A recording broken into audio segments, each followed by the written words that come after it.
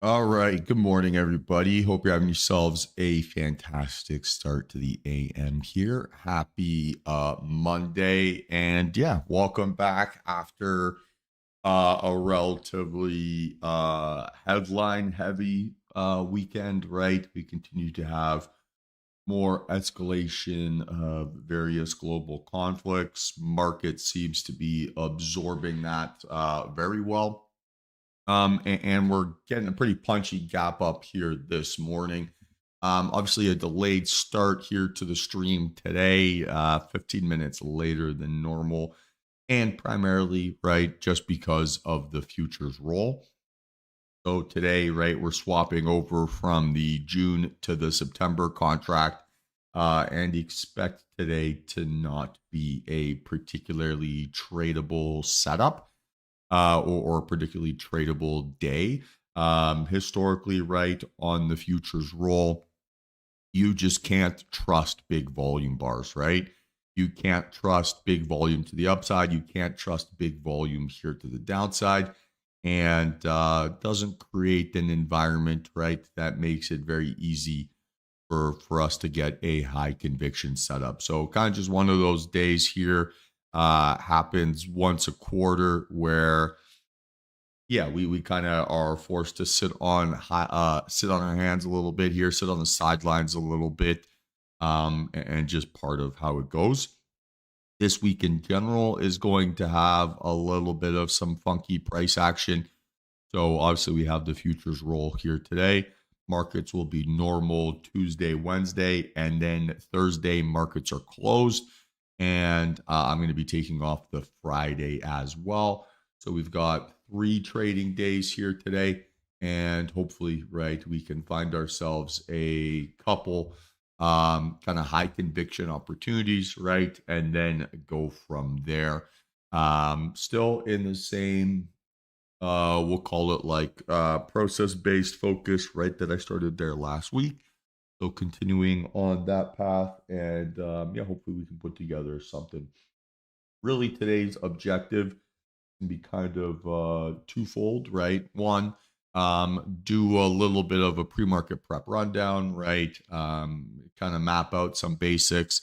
Make sure we have a good view here of how price action is behaving, and then for the next hour or so, maybe a bit longer, we'll do a call it like a boot camp day, right? It's kind of how I described it earlier, but basically do a little rundown of the strategy, answer as many questions as I can.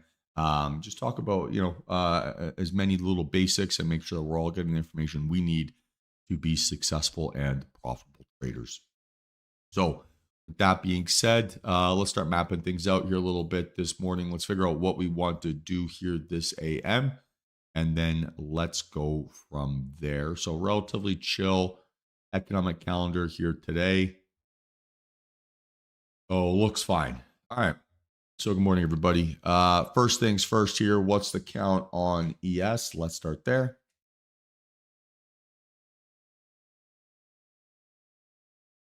What do we think?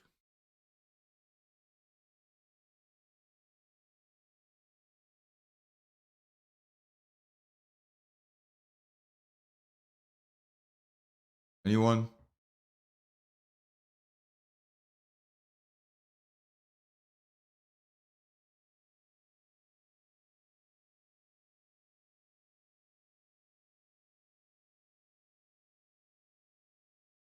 Who's got it? All right. Well, it's 2 out of 3 here to the downside with volume.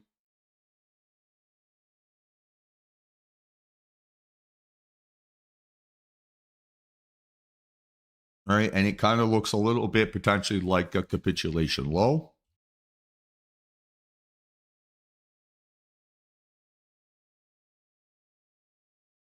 Right. Just a really big overextension sell off there on Friday, right? A lot of volume. A lot of that volume is going to be people switching from one contract to the other, right? And then we're gapping up over that resistance here this AM. So targeting a move, we're at 60.80 here pre-market. Certainly could make sense. So that would be the starting point here, 60.80. 6090, 6100, and we can go up to like 6120. I don't know. Doesn't make too much difference here today. To the downside, right? We'd be looking for a move down towards 6,000. So we'll call it 6050.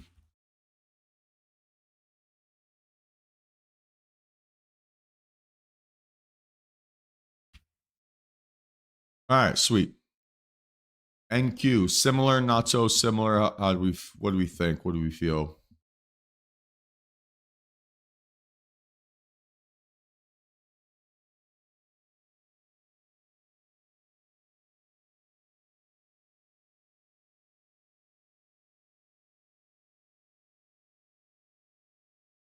Similar, not so similar. Anyone there? Right, it's the same story. Right? So it's to the downside, right? Because it's a red candle. So we're looking, right, again, is that a capitulation low or is that a trend low? I think it looks more like a capitulation. And then we're looking for a move, what, 21, 22.1, right? And then up towards all-time highs. And then to the downside here, right, targeting back down towards, say, 21.7. So we're at, what, 22. So we'll go 21.9, 21.8.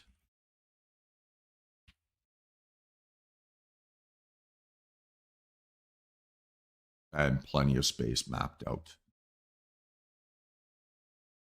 So you see here on the right-hand side how in the red, right, it says 22.03725.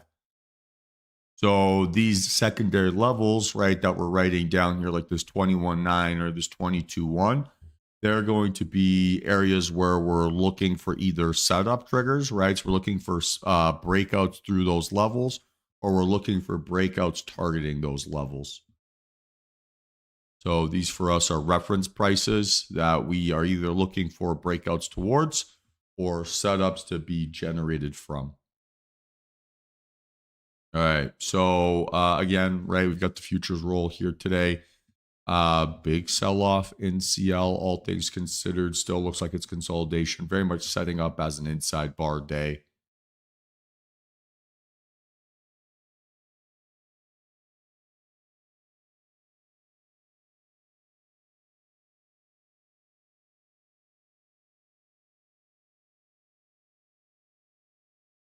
Cool. And then targeting a move up towards 77. We're at what, 71, 76.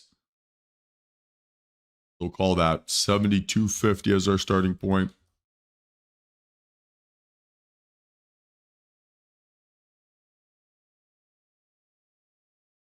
Cool, cool, cool. And then not going to have a downside bias here today on crude.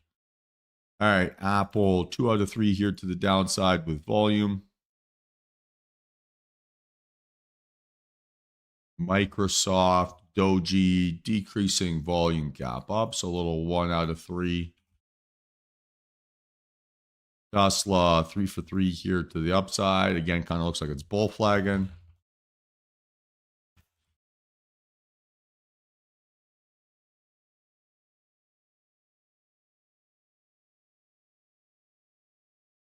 All right, so here's kind of like your bull flag.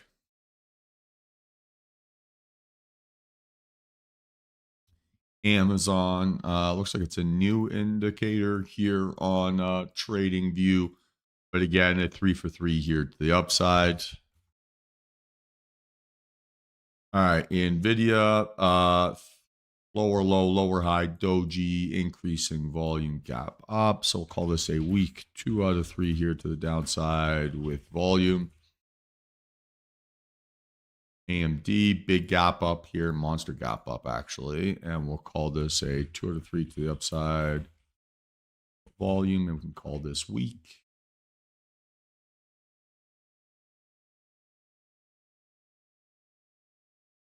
All right, Meta. Weird.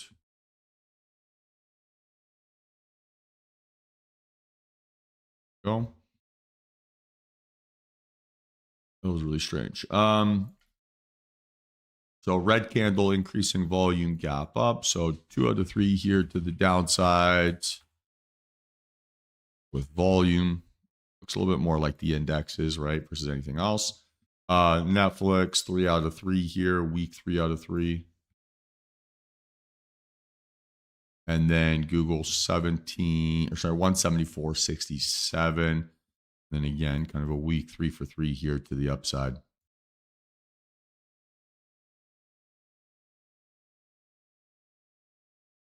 All right, sweet. So generally across the board, right, we kind of have mixed bag stories. One ticker telling us one narrative, one ticker telling us another narrative. Fine, right? So be it. Not going to be hyper aggressive here today. Don't need to be. Rather, just let the roll figure itself out and then can go from there. Today's primary focus is going to be on strategy. So we'll spend as much time as we can talking about basic stuff about the strategy here. Specifics, happy to answer any questions people might have, whatever it is. And then tomorrow we'll talk about position size and risk management. And then Wednesday we'll do a special focus there on our psychology and kind of like learning from our trading. And so, yeah, even if today isn't a productive trading day, it should still be a relatively valuable session.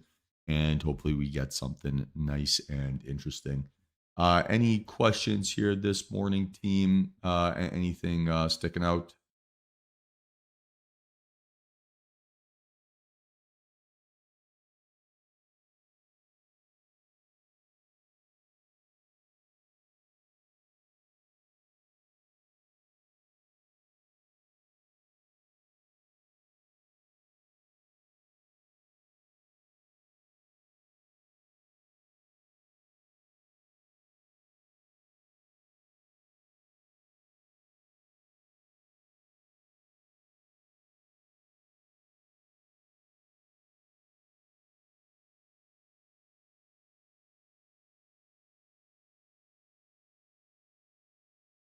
So A and B C corn or A and B corn. This is my candlestick cheat sheet, if you want to call it that, right? So I would call that a second most bearish candle. That's what you mean by a reverse hammer. So I'm looking, I mean, that would be the second strongest bearish candle. So if you get that paired with volume, sweet. Yeah, it would be a good indication of trending price action in that direction. Yeah, David, I try to keep my risk to be approximately $500 on every single trade. Ideally $500 or less. Sometimes it'll be like 525, 550, but right around in that buffer.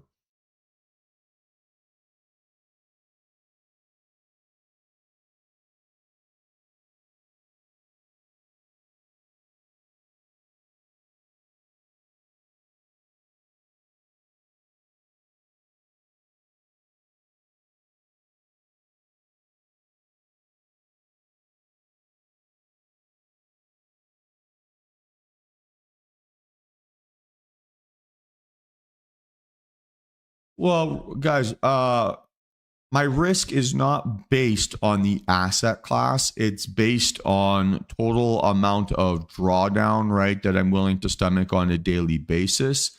And based on, yeah, basically my total account sizing, right?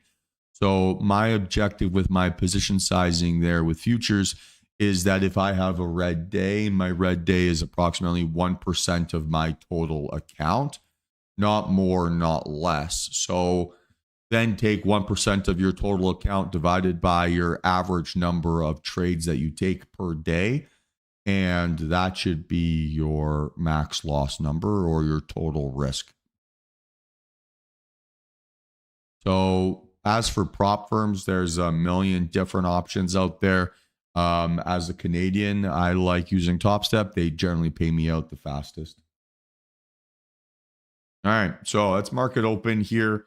Guys, I'm just gonna go make myself a quick cup of coffee here, get myself to be all synced up here and ready to go.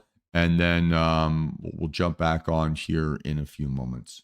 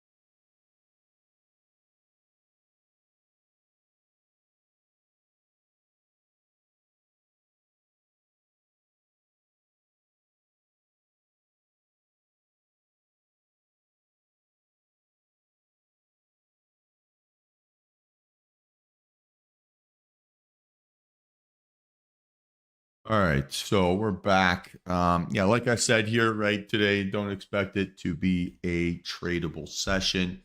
With the futures roll, right, with all of those kind of beautiful things, there's just going to be a lot of yeah, false signals, right? I think is really the best way of describing it. So no desire to be particularly aggressive here today. I'm going to spend a little bit of time basically breaking down some of my strategy basics and then go from there. um yeah, don't expect myself to be streaming for 6 hours here today either. Yeah, well, let's just kind of see how things sort of shape up. So let's start with the pre-market prep system, right? Start from the very top, right, end of the scale, and then go from there. So from like a philosophical perspective, right, my goal with my trading is to identify what the long-term trend is for each daily market, right? So there's kind of three market states. There's expansion, right, which is a breakout higher.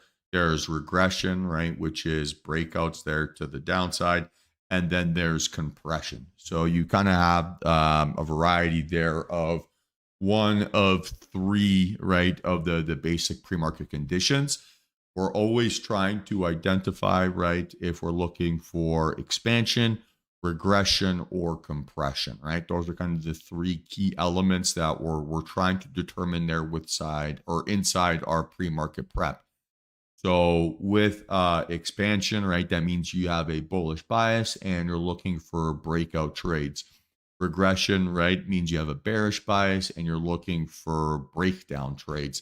And then compression, right, you're kind of looking for choppy markets or consolidation, right, or price action kind of remaining range bound and not really giving you any clean breakouts or breakdowns in either direction.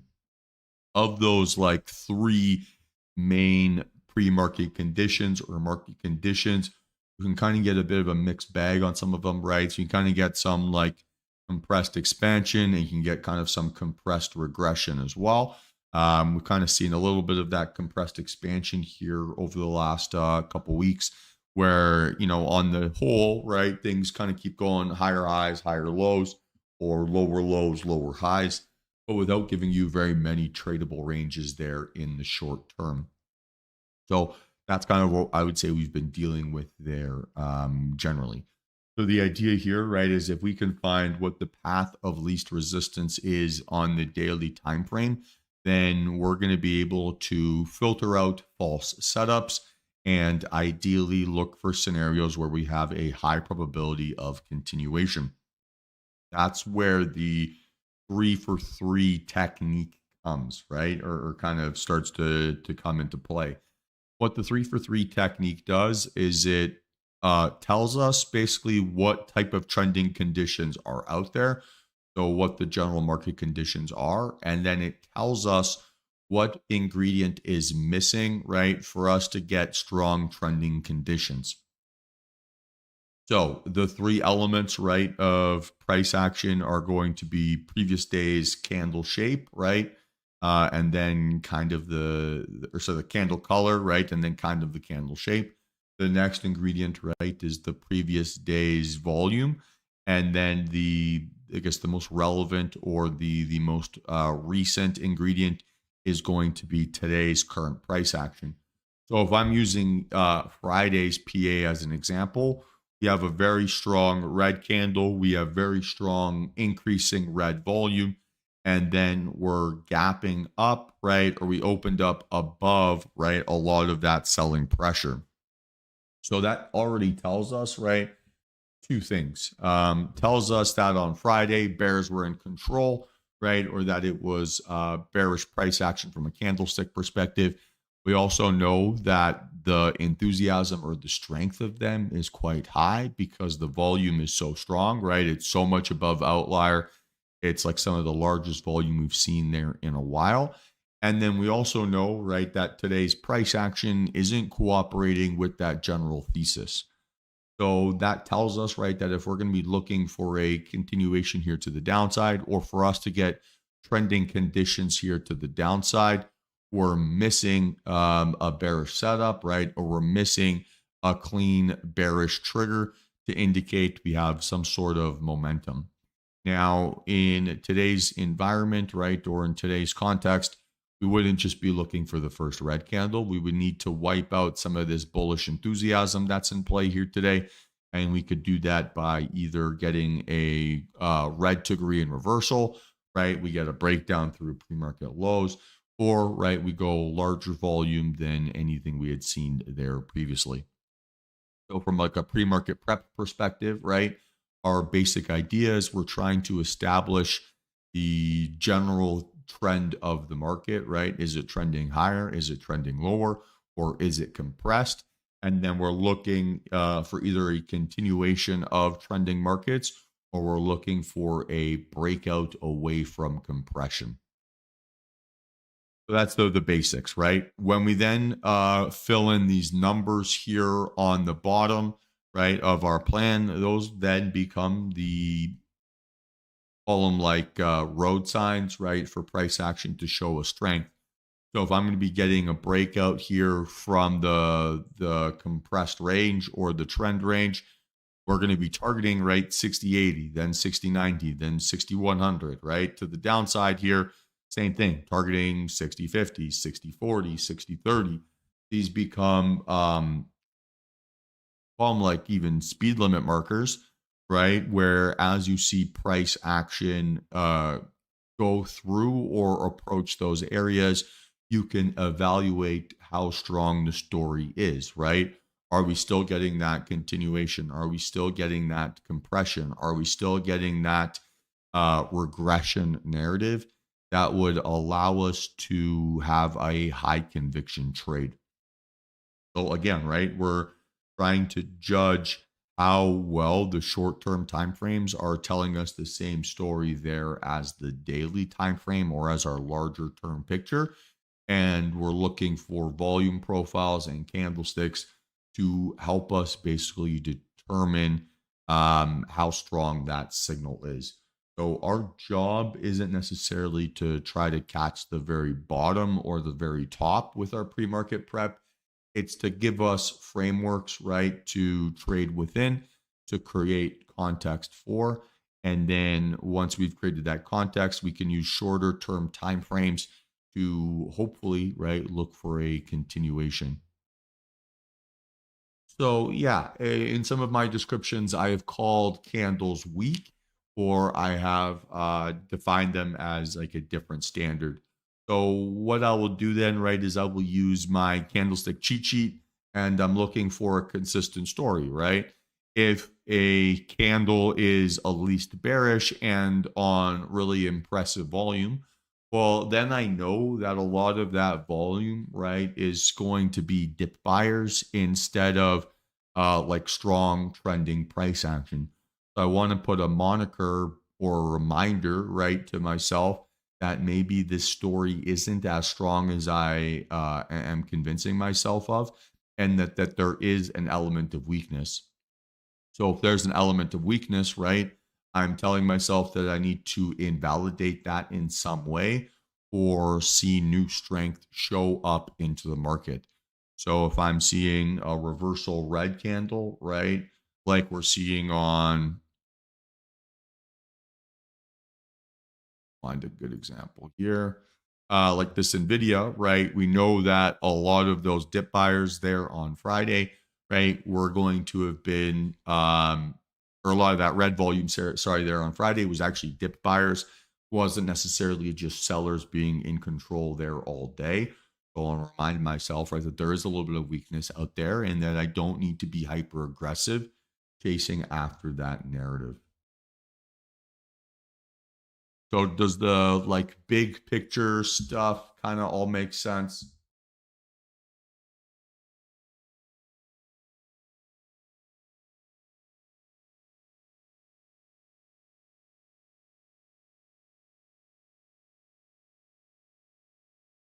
Yes, no, maybe.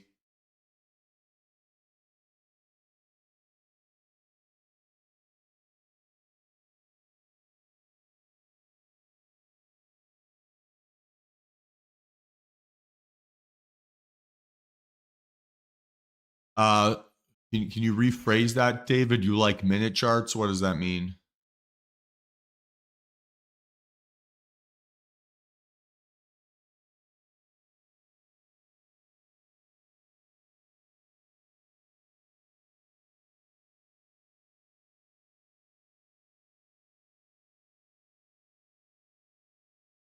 Like I don't use the volume that's like attached to the side that's like showing it at the prices. Is that what you mean?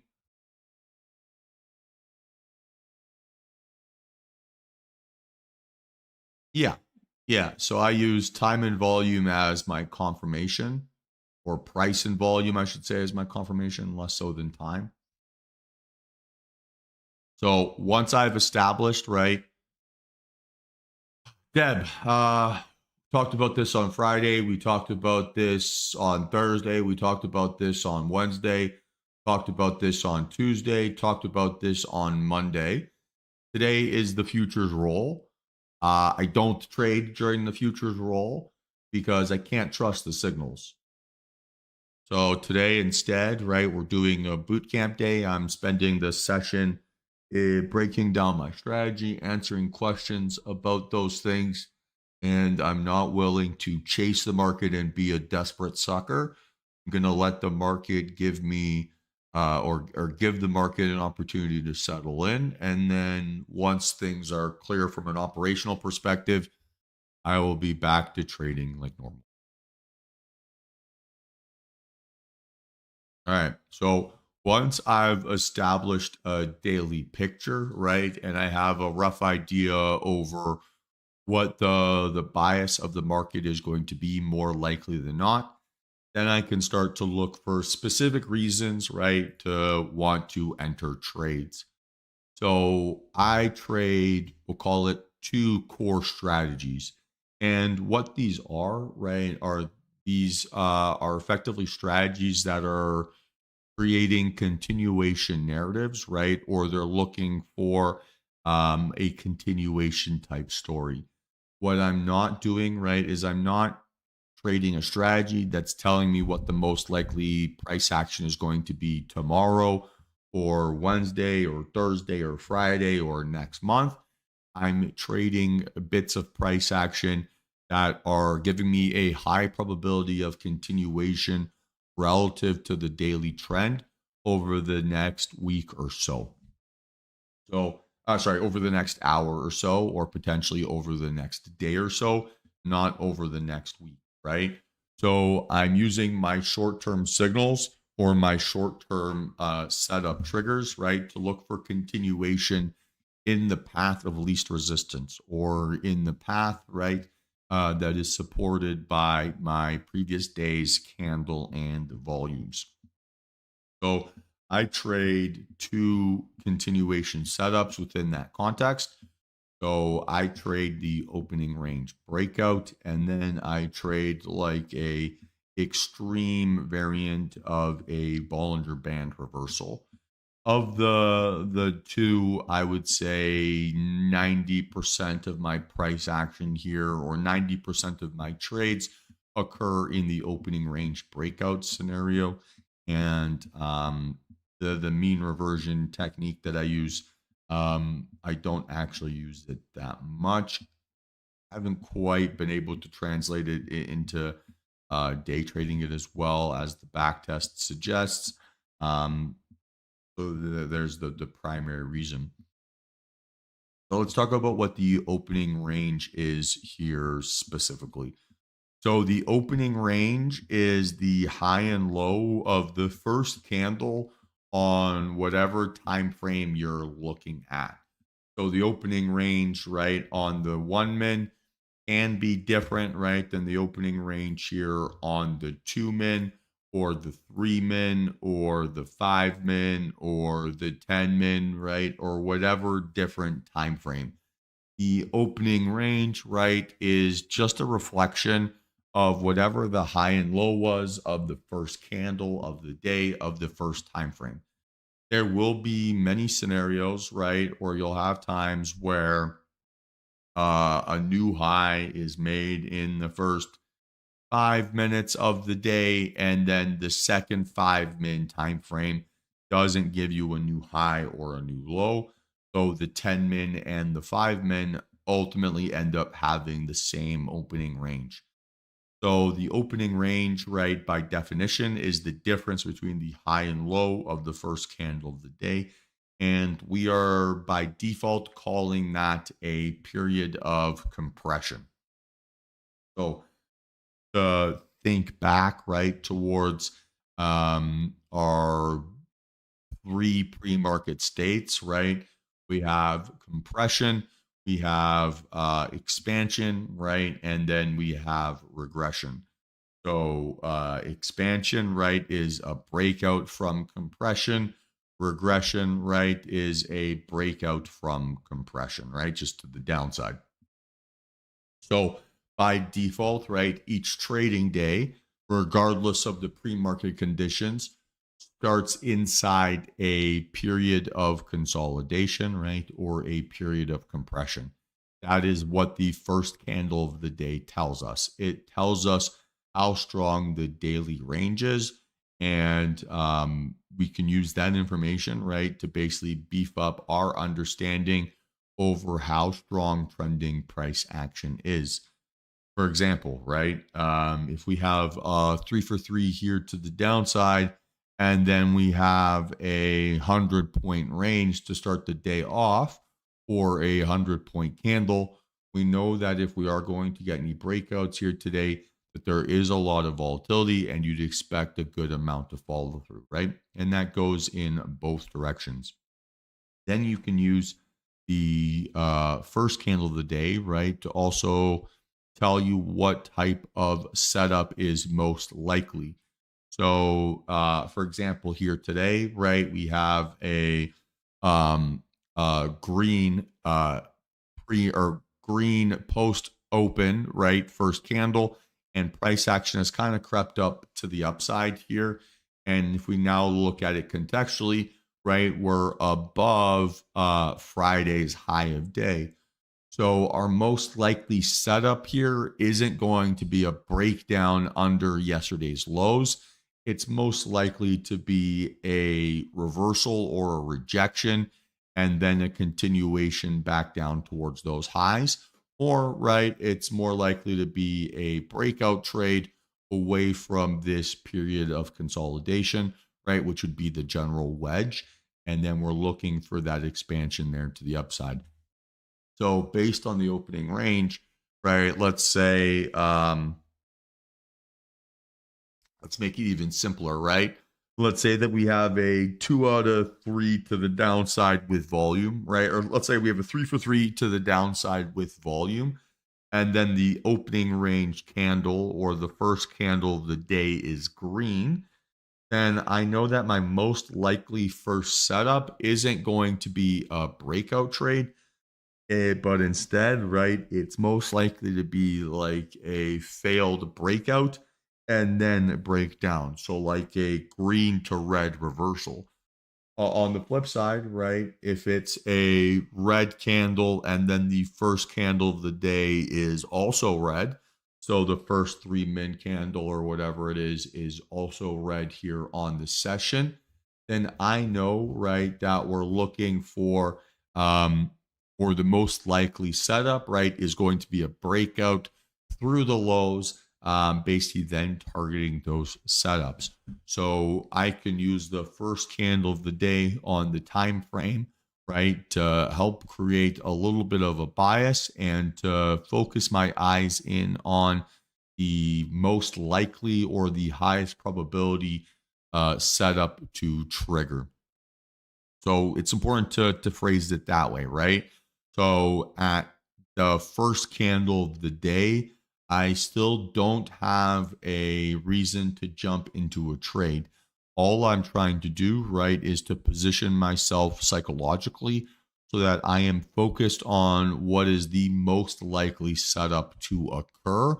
And it is only focusing on the probability of it occurring, not necessarily, right, on it playing out in the way that I expect. So getting a green candle right after a 3 for 3 to the downside doesn't mean that I'm looking to fade each immediate pop. And on the flip side, right, getting a red candle after a 3 for 3 here to the downside doesn't mean that I'm just chasing the first move lower.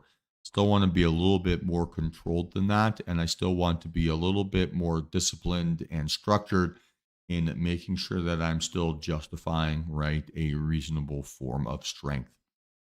So to summarize, right, the 3 for 3 system or the pre-market prep system is a way of me being able to create a daily bias, right? And that daily bias is higher, lower, or sideways, right? So I'm looking to determine a bias in either one of those directions. If I create, right, either one of those things, or once I've established a daily directional bias, I'm looking for what the most likely path is to accomplish that bias, right? There effectively are two, we'll call it 3 ways of things going. So we're looking for either like a textbook clean breakout, right, in that direction. So just an easy continuation. We're looking for a green to red reversal or a red to green reversal, right, where you see the weakness show up early, get invalidated, and then open up a clear path for the remainder of the day. Or, right, you're looking for your idea to get invalidated, right? So what would tell me that bulls aren't strong or what would tell me bears aren't strong, and maybe make my daily plan moot. So does that all kind of generally make sense? So we use the 3 for 3 pre-market prep system to determine a bias. We use then the first candle of the day to determine a setup bias, right? So we're looking big picture to correct the directional bias. little picture, right? We're looking, are we most likely to, or what's the most likely way for us to be able to execute that daily bias?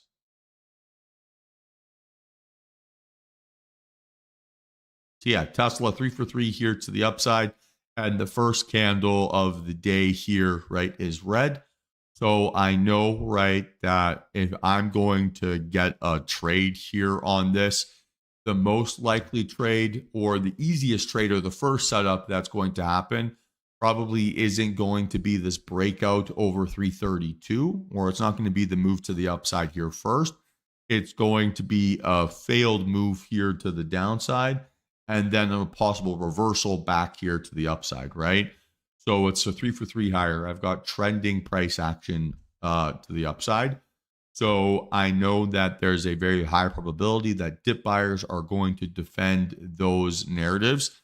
And if I can establish that fake out first, maybe I can then jump in at these lows instead of waiting for a breakout over 332 or even Friday's high of day. That kind of makes sense, Amber?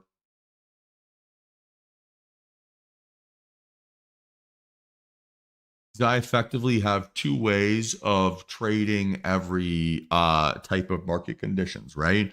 I can either look for a textbook breakout trade, right? Or I can look for a dip buy basically inside that range, right? So the dip buy would be the fake out scenario. The breakout, right, would be just the textbook pop higher or the textbook pop lower. So if I have a 3 for 3 here to the upside and then my opening range candle is red, I know that my most likely scenario here is probably the fake out slash low vol reversal instead of the breakout there to the upside, right? So if bulls are going to step in and defend, their first point to defend would be then at the previous days or inside the previous day's range. That all makes sense?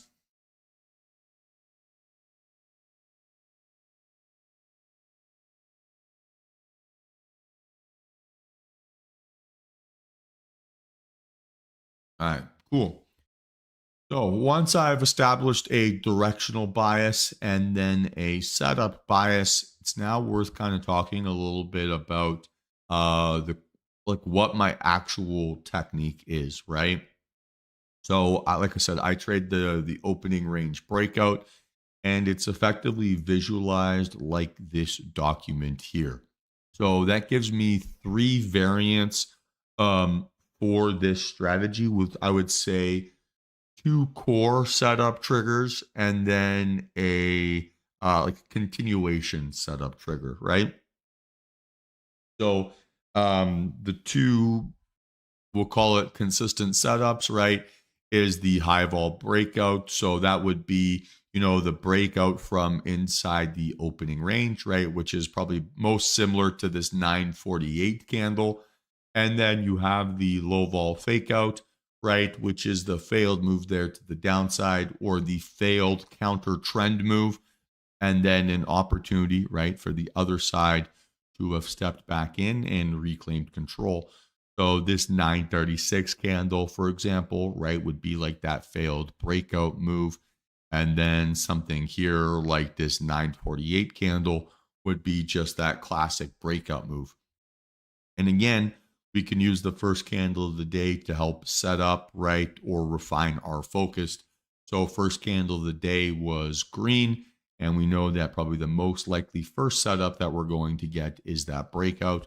Whereas on Tesla, right, the first candle of the day here was red, counter to whatever the trend is. So we knew that probably our most likely first setup here was going to be that fake out scenario.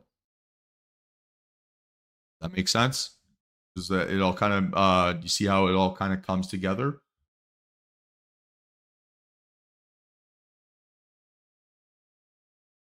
Yes, no, maybe, hopefully.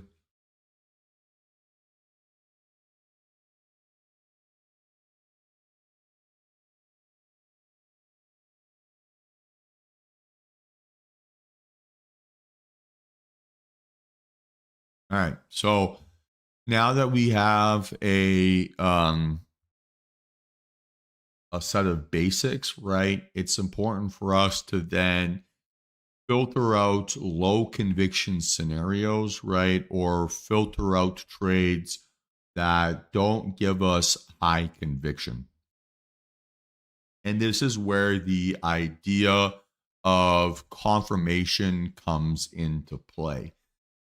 So here's the reality about being a retail day trader, right?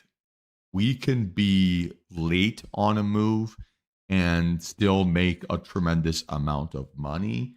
And if we're early on a move, right, we can be shaken out of this position with such significant drawdown that we are never able to capitalize on it or are able to take advantage of whatever momentum is available to us.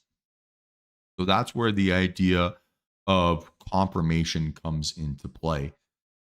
Confirmation sounds like a scary word, but the base concept is very similar to what we've kind of talked about here so far today, right? So confirmation is the concept, right?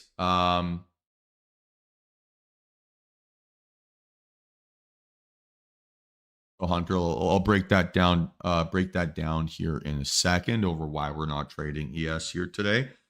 Um, but confirmation, right, is our indication that our daily thesis is back in control, right?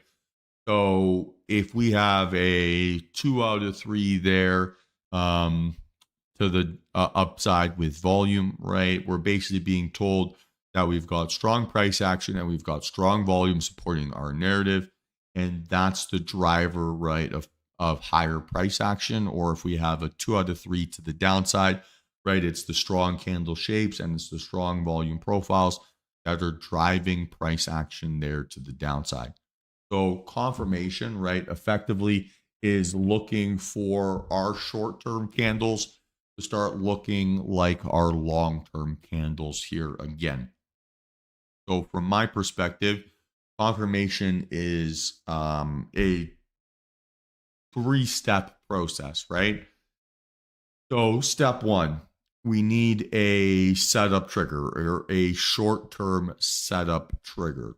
In this situation here, right, our setup trigger is going to be a breakout to the upside, right? So a high vol breakout.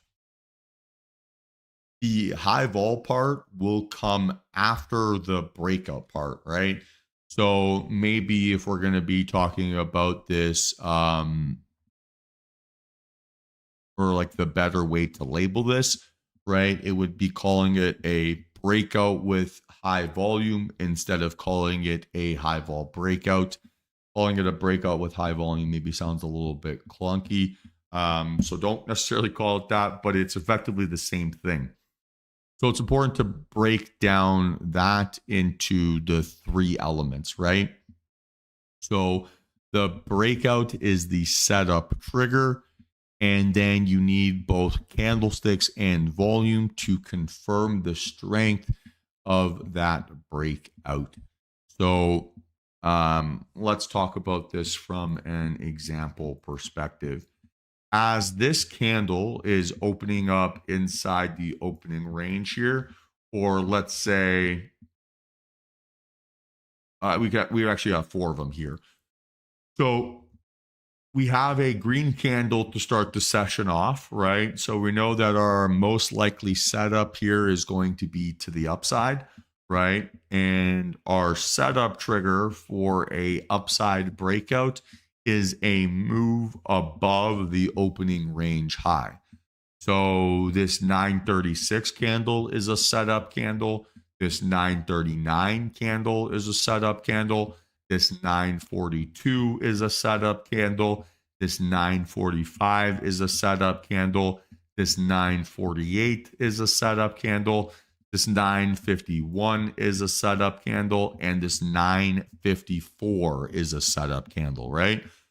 So any candle that makes a new higher high above our high of day, or above our opening range high, effectively is telling us, right, that bulls are attempting to reclaim control, or they are attempting to basically control the momentum that is being established during today's trading day. So the setup trigger, right, is then telling us that it's time for us to focus in on price action and to look for confirmation. Confirmation can only occur on the candle close. So on the 3-min candle, right, you can kind of see my countdown here on the right-hand side, and confirmation can only occur on that candle close. And confirmation requires two things. So it requires a strong candle shape. So a candle that looks like candle 1, 2, or 3. And then it requires a change in volume to indicate that we are seeing more participants than we have there previously. So I call that increasing outlier volume. And I need that to be paired with a strong volume profile. So if we're going to put all three things together, it needs to kind of look like this, right? So we need it the setup to turn into a confirmation. How does the setup turn into a confirmation? So one, it needs to hold above the opening range high or above the high of day if we're bullish. If we're bearish, right, it needs to close or needs to hold under the opening range low, and then it needs to show us a strong candle shape and a strong volume profile. So we turn our setups into confirmations by waiting for the candles to close. If the candle closes, right, or when the candle closes, I should say, we're then looking at two things. Is the candle shape strong? Is the volume profile strong? I.e., is it telling me the same story as my setup trigger? And is the setup trigger telling me the same story then as my daily thesis? Again, we're always looking backwards to how similar is my short-term plan relative to the long-term story that markets are kind of selling me, right? So, what does strength look like, right? So this is where it kind of like helps you to visualize what price action looks like. So if I were to close my eyes, what I'm doing right now, and I were to say that I was in a trade, right? So I'm in NQ long and I'm trying to determine if my bullish bias is strong or if my idea is incorrect. So if I were to close my eyes and to visualize price action going in my direction, what would that look like? So I want people to answer this, right? So if bulls were strong, what would strong bulls look like?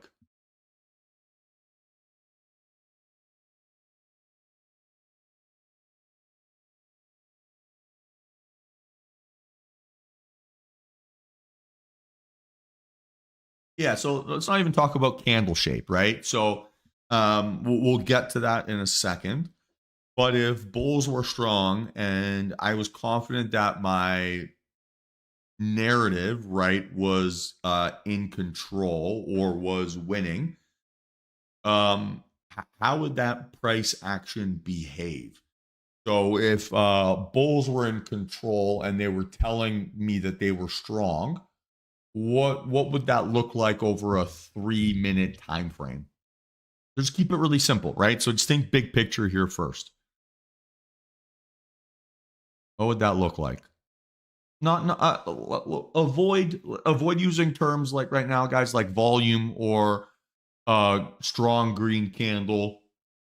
What would strength look like? So if we didn't know what volume was and we didn't know what candle shapes were, candlesticks were, what would it look like? So yeah, price goes up, but if we want to say that price is strong and going up, What would that mean?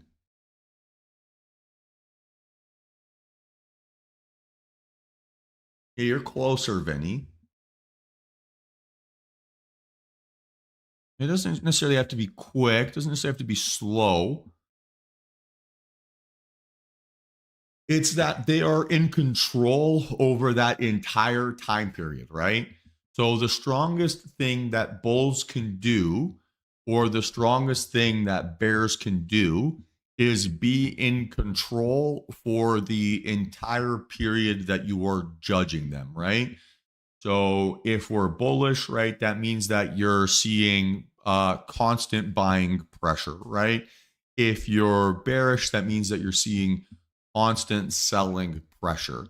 So basically means that from the very start of your look back period to now, only that side or that direction, right, is in control.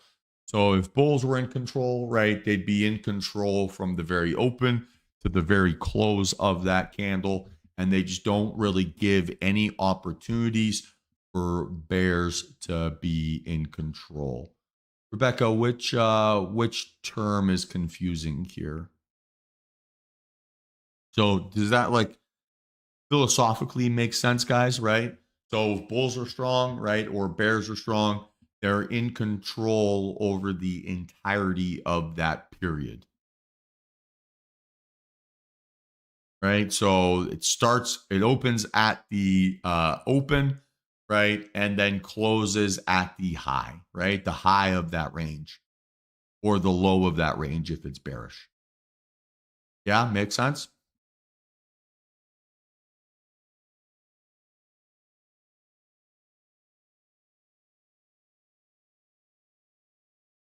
You're jumping ahead here, Hunter. You're jumping ahead.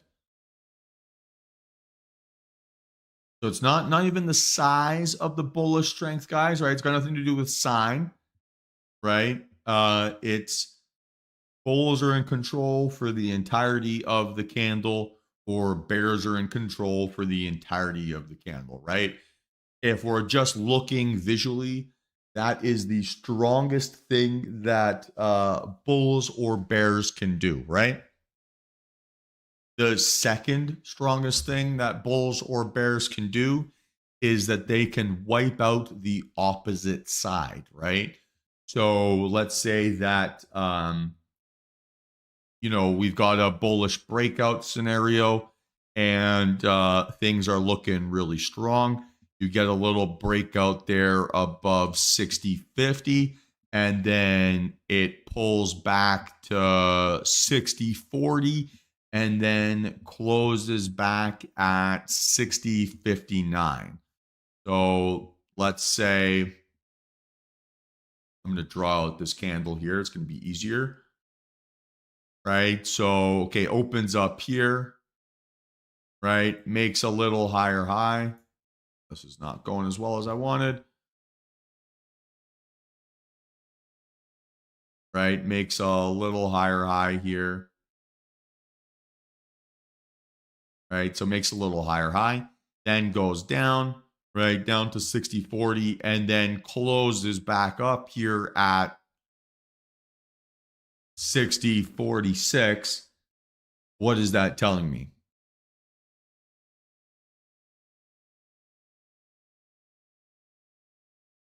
So we open, right, at 60, we'll say 45.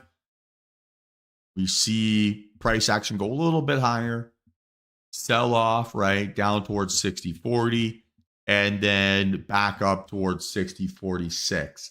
So besides it being strong bulls, what have we seen? What's one thing we've seen there from price action? Or what's the opposite of strong bulls?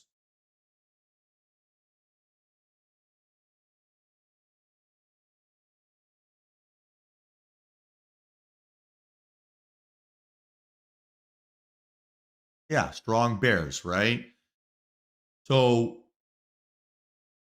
the second strongest form of price action, right, is when you get a failed move in the other direction And then the other side of the failed move, right, can step back in and reclaim control. So that would be the second most bullish candle, right? You see bears attempt to reclaim control. They're weak and they're unable to do so. And then the bulls of that time frame are able to step back in and reclaim control, right? Or determine that, hey, we're back in. And because we've taken out those weak bears, right, or we've taken out that potential downside momentum, we know that they're probably going to be out of juice or out of gas, and they're not going to be super enthusiastic, and that we should have a nice continuation narrative. And then the final variant of strength, right, would be where bulls are in control for like the vast majority of the candle, right? So something that looks like this 951 bar, where it dips down a little bit, but nothing crazy, doesn't quite close at exactly its highs, but pretty gosh darn close to them, right? So it tells you that bulls are stronger than bears, right? They were in control for 95% of the price action, and that we should be looking for a continuation story. So that then, right, basically summarizes the three strong candle shapes, right? So you have the most bullish candle, which is bulls are in control for the entirety of the time frame. Second most bullish candle, right, is that bears attempted to reclaim control, failed, and then bulls closed above them, right, making new highs. And then normal body bullish, right, is where you have strength for the vast majority of the time frame, but it's not at the ultimate peak. And then it's the same thing there to the downside, right? Bears are in control for the entire time frame. Bulls try to reclaim control, fail, and then bears step in and reclaim. And then bears are in control for the vast majority of the time frame. That makes sense?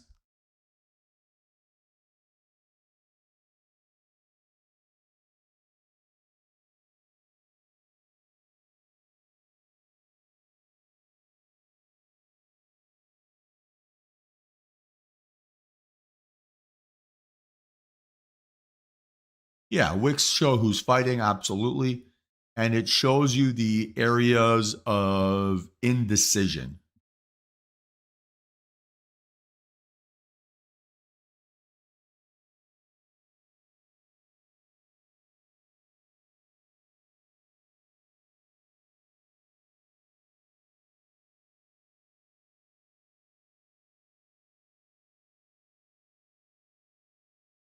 Yeah, makes sense?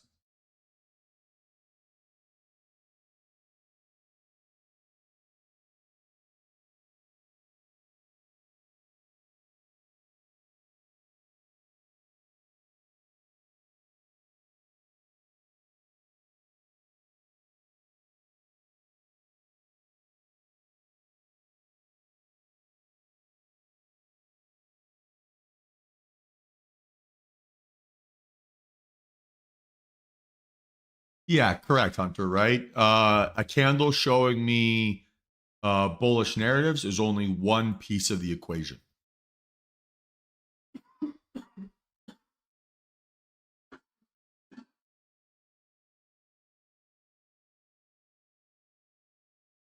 We'll touch on volume here in a second, right?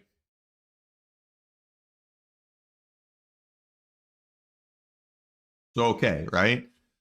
Now let's break it down to back to where we're at, okay? So we know that we have a setup trigger, and we're now trying to judge, right, how strong that setup trigger is. So here's the reality with trading, right? As much as we want to obsess over our technical analysis, the reality is that it's just lines on a screen, right? It's just pixels being colored in until you see a strong reaction to that area or for that reason. That's why I trade using the setup, confirmation, execution technique, right? Or it's why I have effectively developed that technique. It's so that I can um, know when to refine my focus, be specific with what I am looking for, and then look for continuations here of those narratives.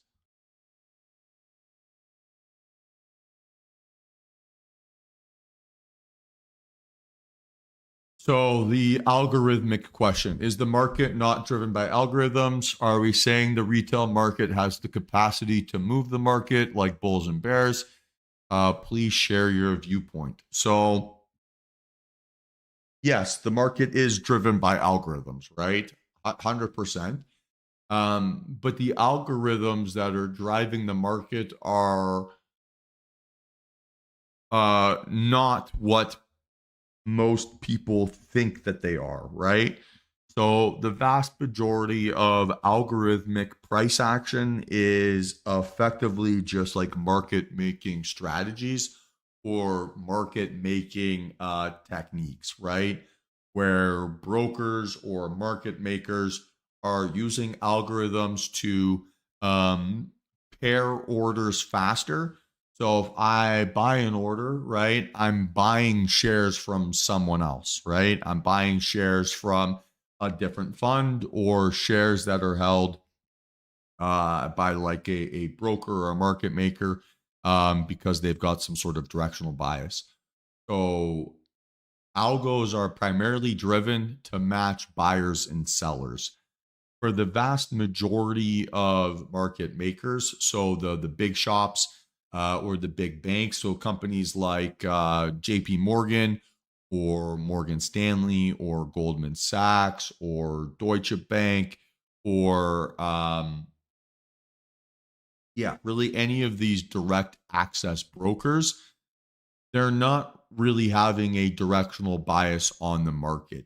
Post 2008, um, pretty much all of those like speculative desks that would bet one side or the other while market making effectively vanished because the banks could not create good enough risk protocols, right, to be able to manage those types of executions.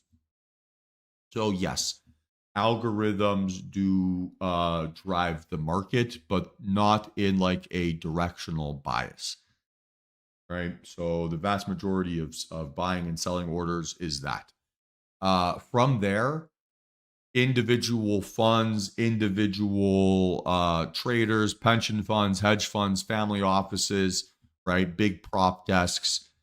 A lot of them are going to have algorithms that basically get them to execute their trades. But the way that algorithms work on the big picture is much different than how retail traders view the market, right? So if I'm a hedge fund, right, with $1 billion worth of capital under management, I am running with a rolling portfolio, right? If I were to open and close $1 billion or start every day at zero, get up to plus 1 billion in long or minus 1 billion short, um, I'm not going to be able to make any money, right? Moves aren't going to be big enough for me to be able to get paid out. And the liquidity isn't going to be large enough where I could go fully concentrated on one ticker and avoid any manipulation. So companies will have algorithms, right, that'll play stuff like the opening range breakout, or uh, maybe some will be like an RSI touch. Maybe it'll be a wedge breakout. Maybe it'll be XYZ. And they'll have it set up so that it'll be like, okay, if a wedge breakouts, we want to increase our exposure in Apple by 2% and reduce our exposure in Microsoft by 2%. And so the algorithm that they've got internally set up will execute the 2% increase in their net asset value in Apple and decrease their net exposure in Microsoft by 2%. So they still have that same billion allocated to the market, but they've just bounce it around. So algorithms that are like designed to manipulate the market don't really exist. They aren't really in play. Algorithms that react to headlines exist. Algorithms that match orders exist. But this thesis of manipulation, or that they are coded up by ICT or something along those lines, is complete and utter bullshit. So retail individually does not have the ability to drive markets, right? Because as much as my ego wants to tell me I'm a big trader, my couple $1,000,000, right? If I were to deploy that into the market, is just a drop in the bucket. It's not nearly enough to push things. The volume, right, on some of these tickers is going to be so extreme that you aren't able to individually manipulate them, at least not on the names that we trade. Maybe with some small caps or things along those lines, you could. But if you ever got to be more than 5% of market volume at any given time, you're going to start to get investigated and you'll get put on some sort of list. So again, right, not really a big deal. So what we're looking for there, right? Just go back to the main topic here, right? Is we want to identify our setup triggers, and we want to figure out moments where we are seeing opportunities to basically refine our focus, right? So getting a setup trigger is not a reason to place a trade. It is a reason to start to evaluate price action and to start to think, what does a strong reaction look like, or what does a weak reaction look like, right? So we've already defined one element of strength, right? An element of strength here is a strong candle close post setup trigger. So if we get a breakout above high of day, a strong reaction, right, to a breakout above high of day would be closing above high of day, right? A weak reaction to a breakout above high of day is closing under high of day, right? i.e., seeing that move not be able to sustain. So we have kind of a binary outcome. Either we get a strong close or we get a weak close. Does that make sense? Right? So either one of two things is going to happen at our setup trigger. Either you're going to get a strong reaction or we're going to get a weak reaction. So if I were to ask you, ignoring everything else, so just looking at candlesticks and the price, what would a strong reaction look like and what would a weak reaction look like?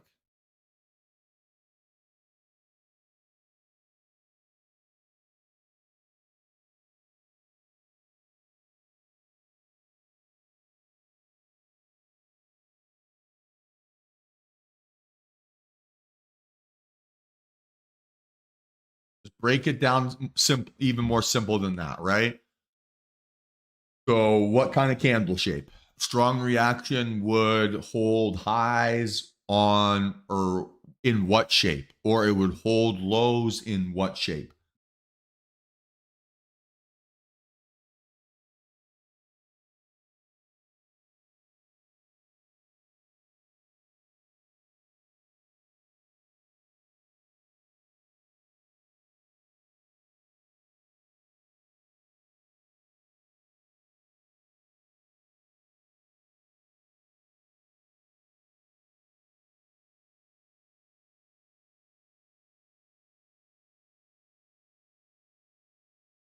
Anyone? Yeah, I mean, the answer here, right, is this candlestick cheat sheet, right? It would hold above highs on a most bullish, second most bullish, or normal body bullish candle, right? So it would be this. You can find the bullish candlestick basics inside the trading docs tab of the DTR Discord. And I would recommend referencing that. So we're saying, right, that we now have a strong reaction to our breakout trigger, right? Or to our thesis. And we've defined strength, right, as being in control for the vast majority of time, or fighting back the other side and ending up in control, right? So those are our two variants of strength, right? Either it's in control for the entirety of the time frame, or right, it attempted to be, or it fought back against the other side for the vast majority and then closed on top or closed on the bottom. Yeah, makes sense.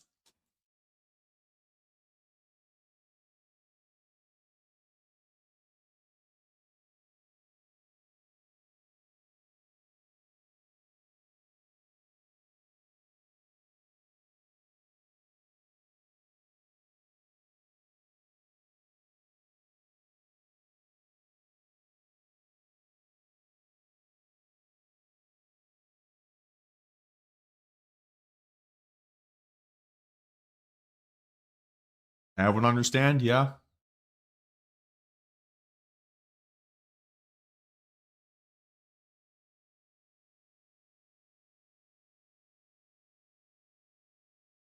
All right.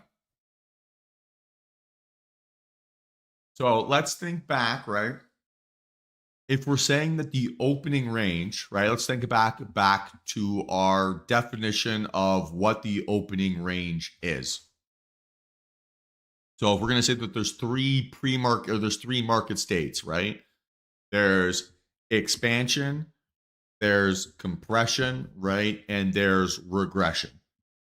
So of those three candle states or market states, what is the opening range's first candle?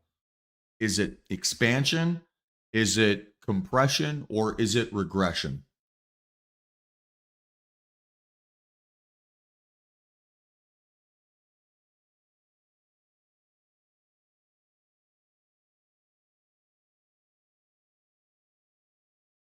What do we think?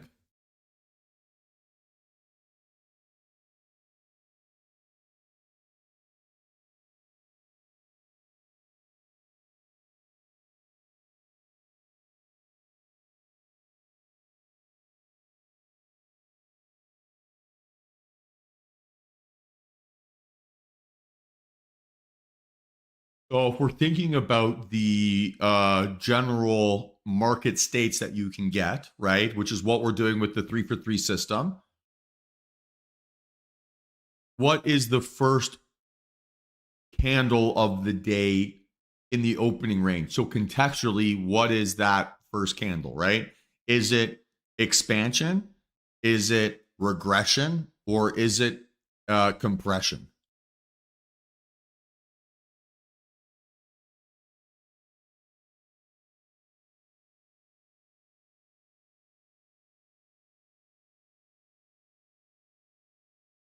Yeah. So eventually we got there, right?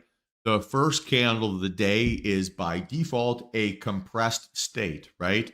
We're looking for a breakout away from compression, right? We're not looking for a breakout away from aggression, right? Or expansion or regression, right? We're always looking for breakouts out of zones of consolidation or compressed price action. So the opening range high and low is our zone of early morning consolidation or early morning compression. And we're looking, right, for a breakout above, which is expansion, or we're looking for a breakdown under, right, which is regression. Guys, it's very clear, right? I'm saying the first candle of the opening range, right? So, what is the first candle of the opening range? Well, I'm asking, right? Is it expansion? Is it compression? Or is it regression? Well, it's compression, right? We're looking for a breakout away from our first candle of the day, right? That makes sense?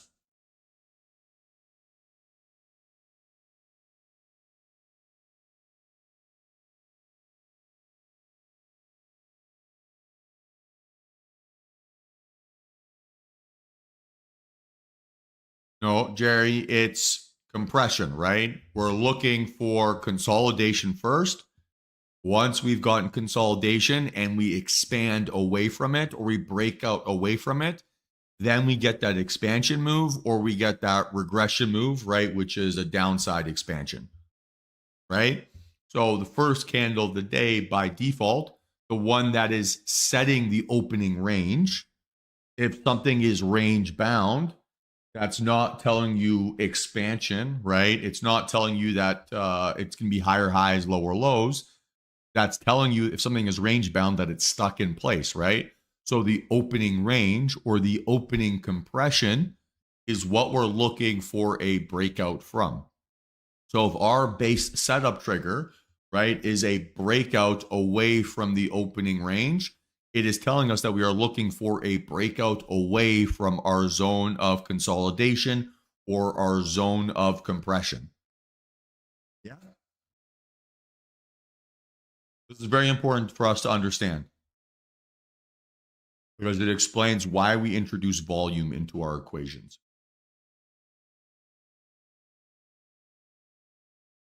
Yeah.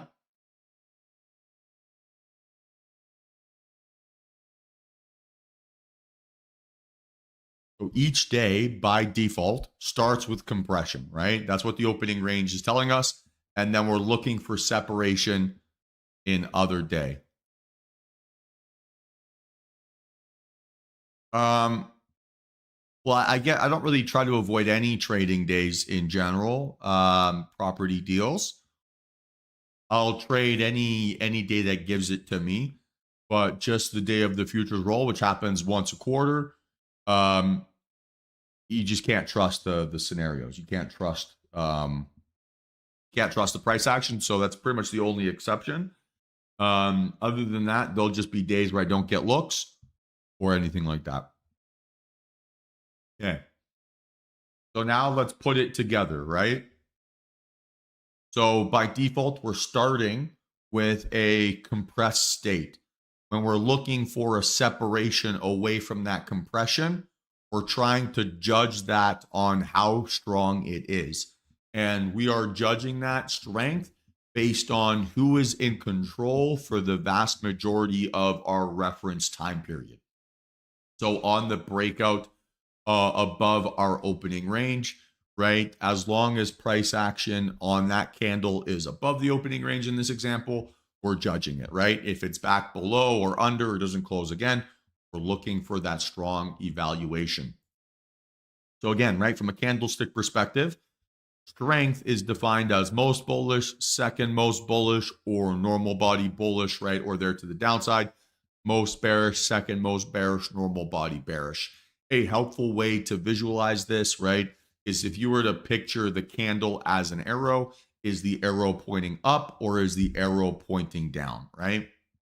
So if the arrow is pointing up and it's a green candle and you have a green setup, that's a strong variant, right? If you have a red breakout or a red breakdown and that arrow is pointing down, right, that's kind of telling you a strong example. All right, does that visual make sense?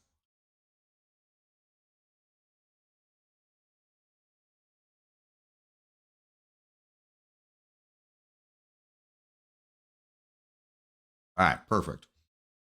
So now that we've identified a breakout, right? So we've got a setup trigger, and then we've closed on our setup trigger.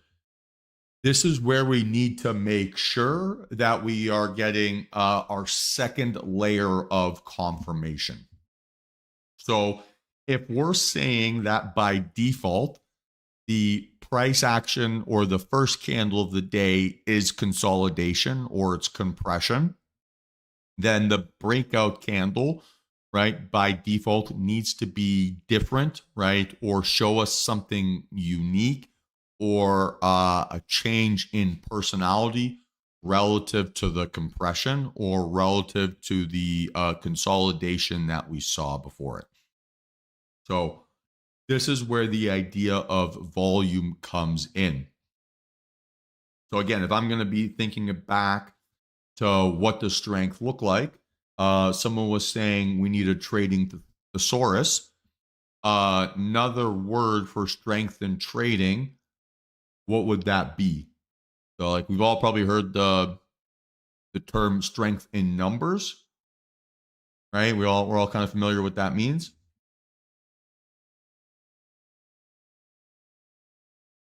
And effectively, right, we want to make sure that if we're getting a breakout or we're getting a nice scenario, that we're seeing strength in numbers, right?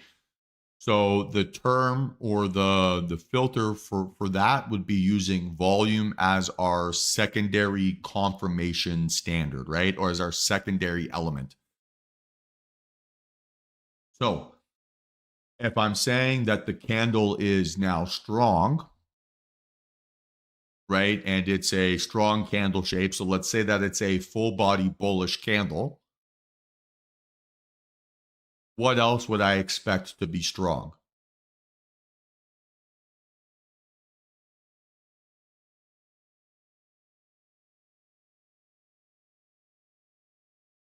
So if the market is showing me strength, right, from a candle perspective, from a shape perspective, it should also be showing me strength in numbers, right? Which, like everyone is saying here, is volume,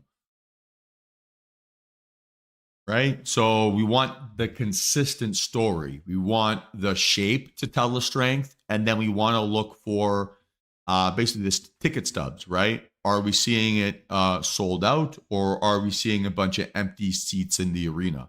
We want to be seeing it get sold out, right? Which is seeing volume increase. Now, because we're starting from a compressed state, we want to make sure that any volume increase sticks out like a sore thumb, right? We want it to be such a difference of momentum or such a new personality quirk that we have no choice but to be interested in it. The term I use for that is outlier, right? If something is an outlier, it's different than everything else around it, and it kind of sticks out. Something sometimes for good reasons, sometimes for bad reasons, right?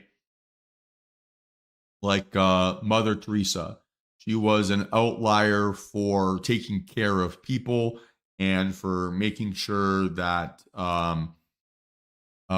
people were getting good care at the end of their life.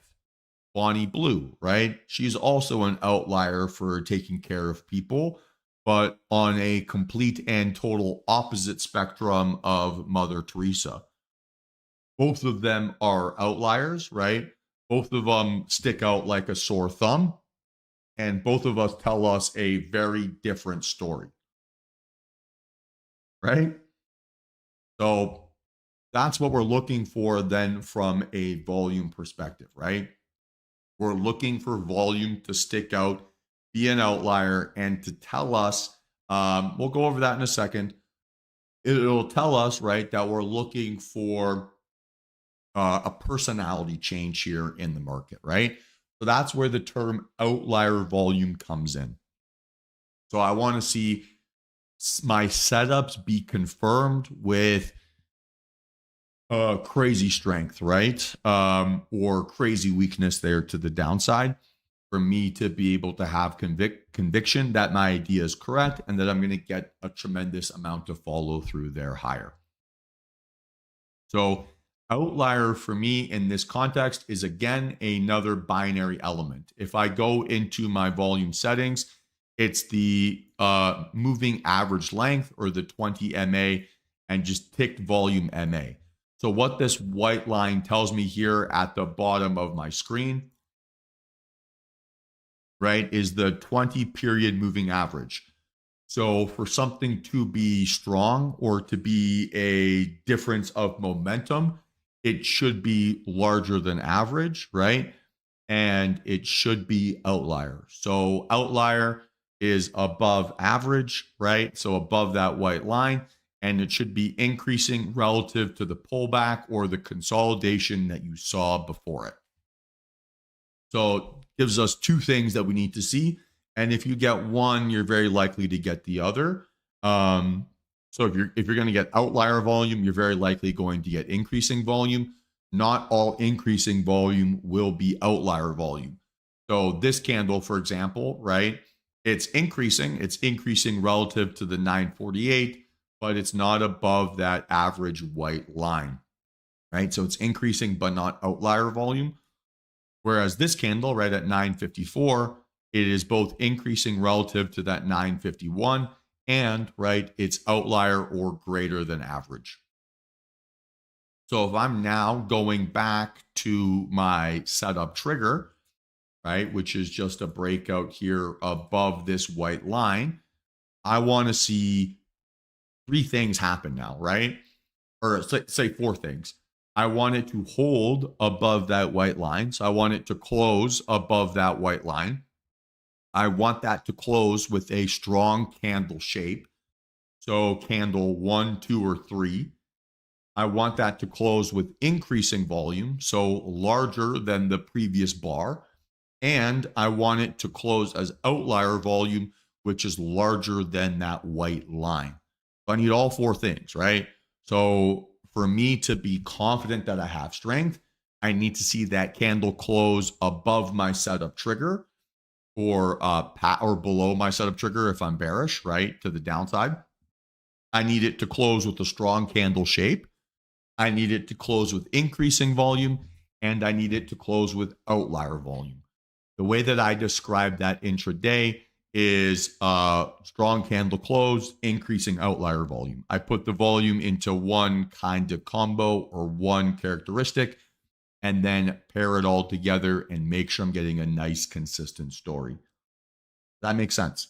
So if a candle is strong, it's going to give me a lot of market participants, and it's going to give me a strong candle shape.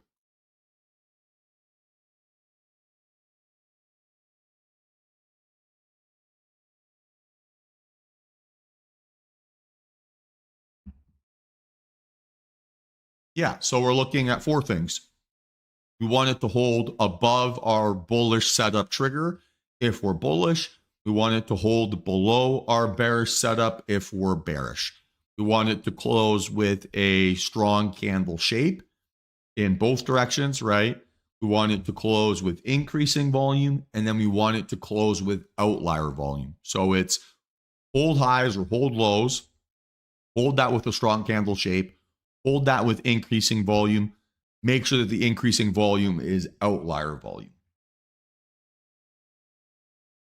that clear?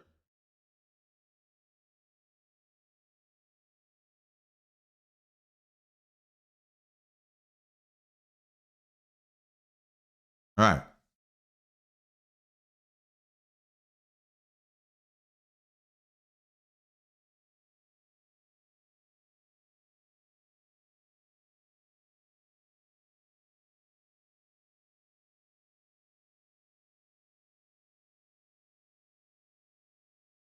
Okay. And then that process of getting all four of those things, right, is called confirmation.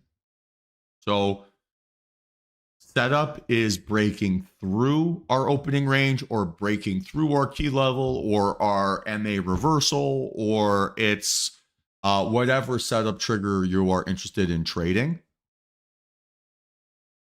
Yeah, Mississauga property details. I already said we will talk about that in a second. Please let me get to that in good time. I already have seen your question. I will answer it, but let's do it in order, please.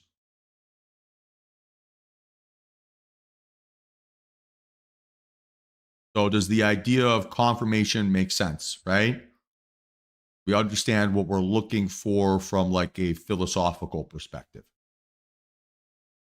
right? So we want to see our setup trigger hold. We want to see that hold with a strong candle shape, increasing volume, and then outlier volume. Which red candle, Hunter?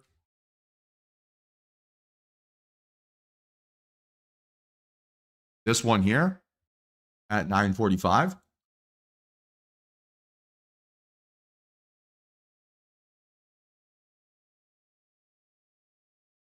This one? Give me a time. This one here? No, we'll talk about that in the execution, but this candle wouldn't scare me. No. All right. So we've established, right, what our setup trigger is, and we've established what our confirmation is, right? And we've established what our daily trend is. So we've got both the pre-market direction, we have a setup, and now we have confirmation. So the final piece of the puzzle, right, is now being able to execute this trade and to be able to justify taking on that risk. So no matter how good your confirmation is, no matter how strong the market is, confirmation doesn't mean that you're going to be correct on 100% of your decisions. It simply means that you're more likely than not to get a continuation higher or a continuation lower, right? You're stacking probabilities in your favor. We're not dealing with absolutes. So a trade with good confirmation could still fail. A trade without confirmation could still go in your setup's direction. The idea is to not allow ourselves to get tricked into panic closing, right? Or chasing trades. So just because something, that white line on the volume is just the moving average. So I showed you how to do that already. You just tick volume MA, inputs 20, and then OK. Yeah, Jay, got that?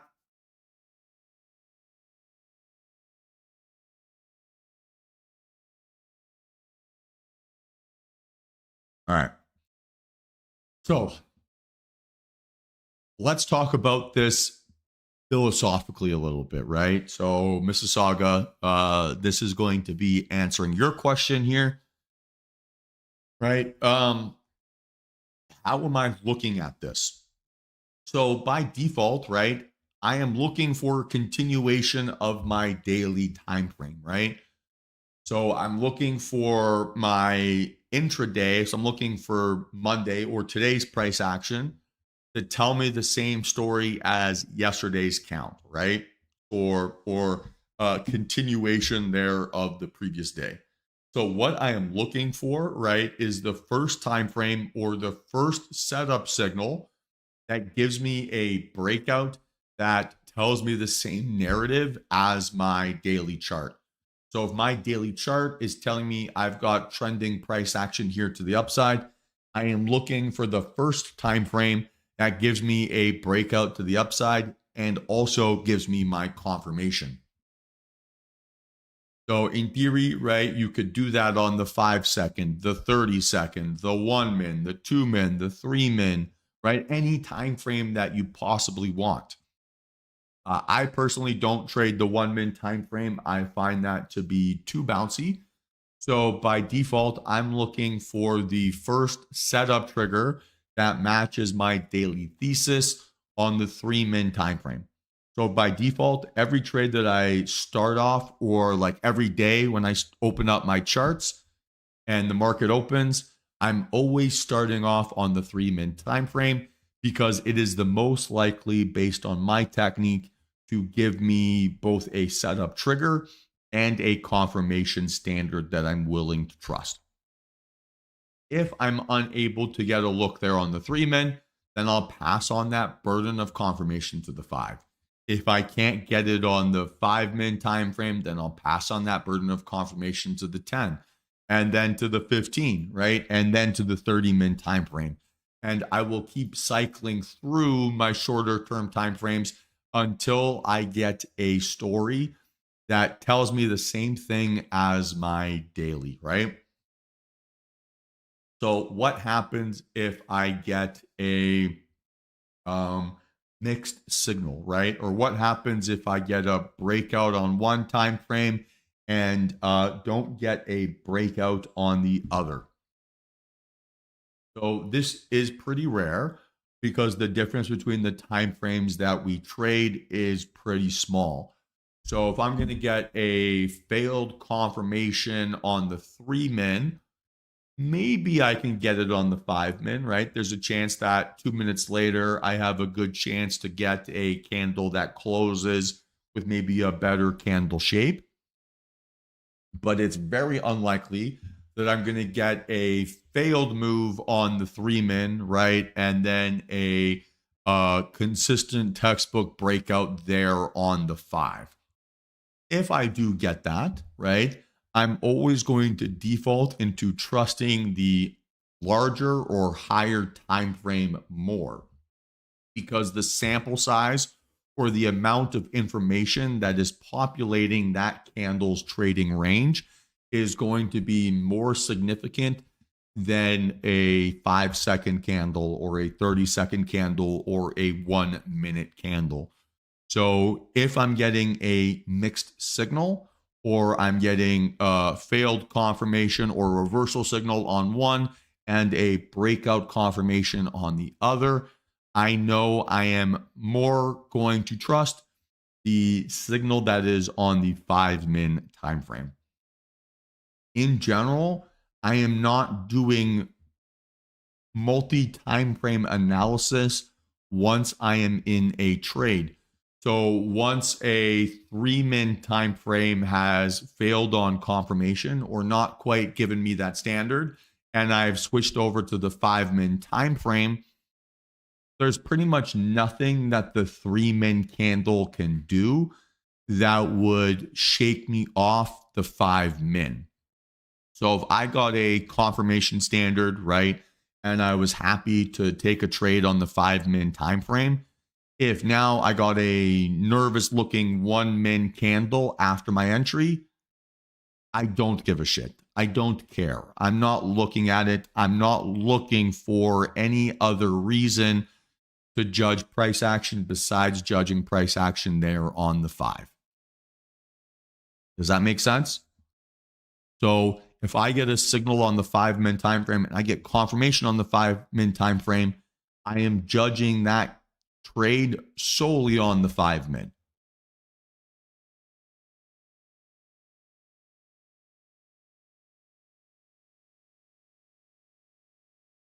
That makes sense?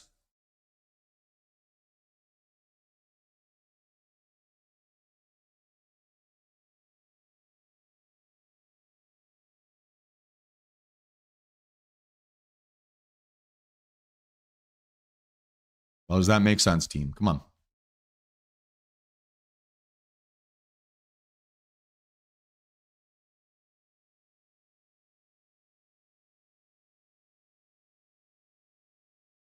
All right.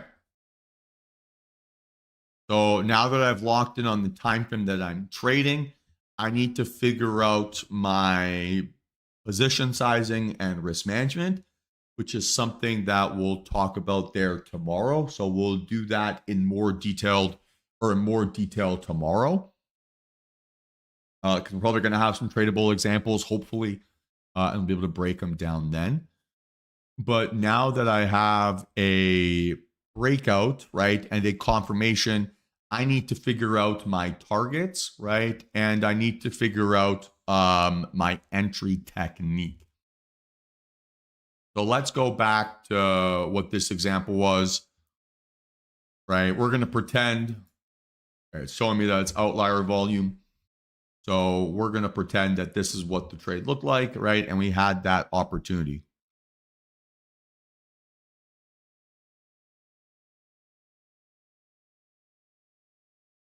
So it's not that it would have been a green trade. I don't know that it would have been a green trade. It's that it would have been more likely than not that the next bit of price action would have been higher, not lower. Right? So, Jerry, we're not talking in absolutes here. We're talking in stacking up probabilities, right? Now we can see that post this 3 minute candle, yeah, price action did go up. So in this context, it would have been a winning trade, or likely would have been a winning trade. But we're not thinking, okay, I'm going to make money on this. I'm stacking the probabilities in my favor, and it's more likely than not to be higher than it is lower, or it's more likely than not to continue in the path of least resistance. Understood?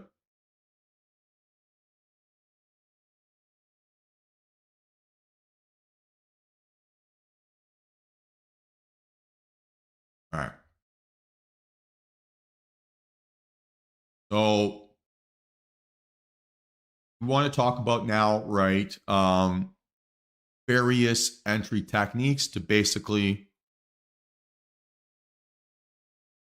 exactly, David, exactly. So now that we have a confirmation, right? Again, we're going to go back to this example.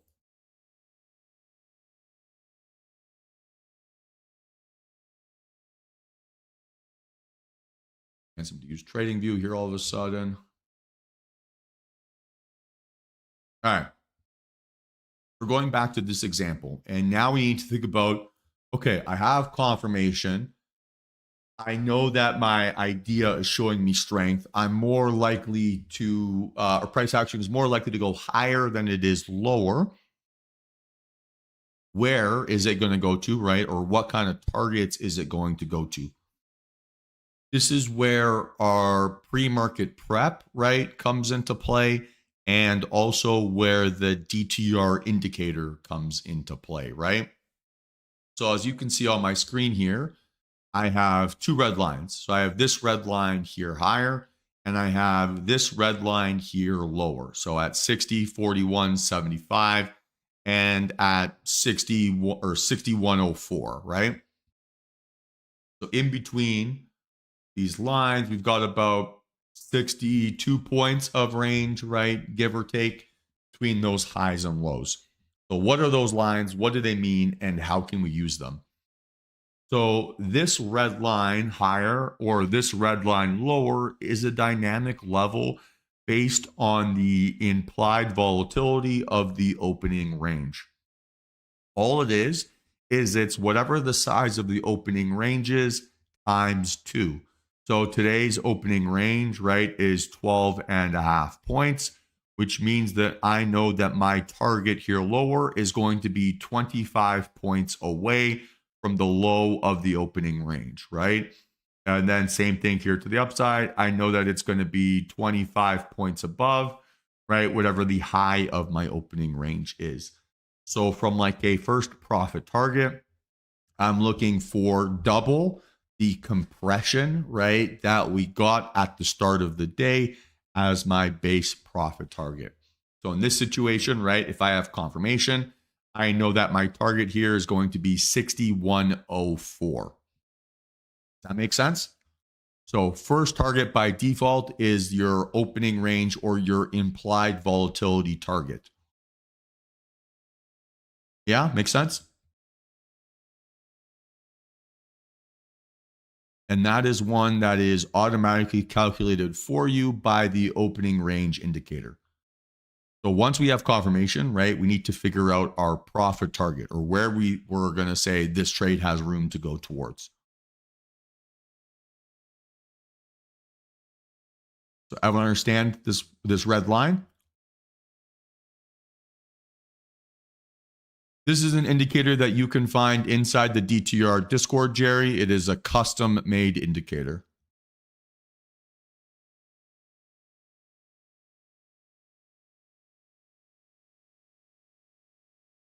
Team, does everyone understand how we are getting to that profit target number? Can't be asking this 5 times. Come on.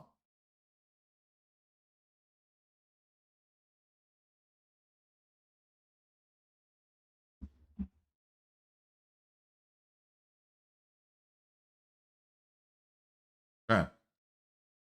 So by default, right, our first target is always going to be the opening range times 2 or 2R, right? So double the range. Okay. If I were to get a breakout, so let's say now, right, this candle was a rocket ship and it closed at, that's probably a little bit too big, but it closed at 6105.50. What would then be my next profit target? So on my confirmation, it broke out above the opening range 2R level or 2x the opening range. What would then be my profit target? So we're saying it closed at 6106.50. What would be the next target?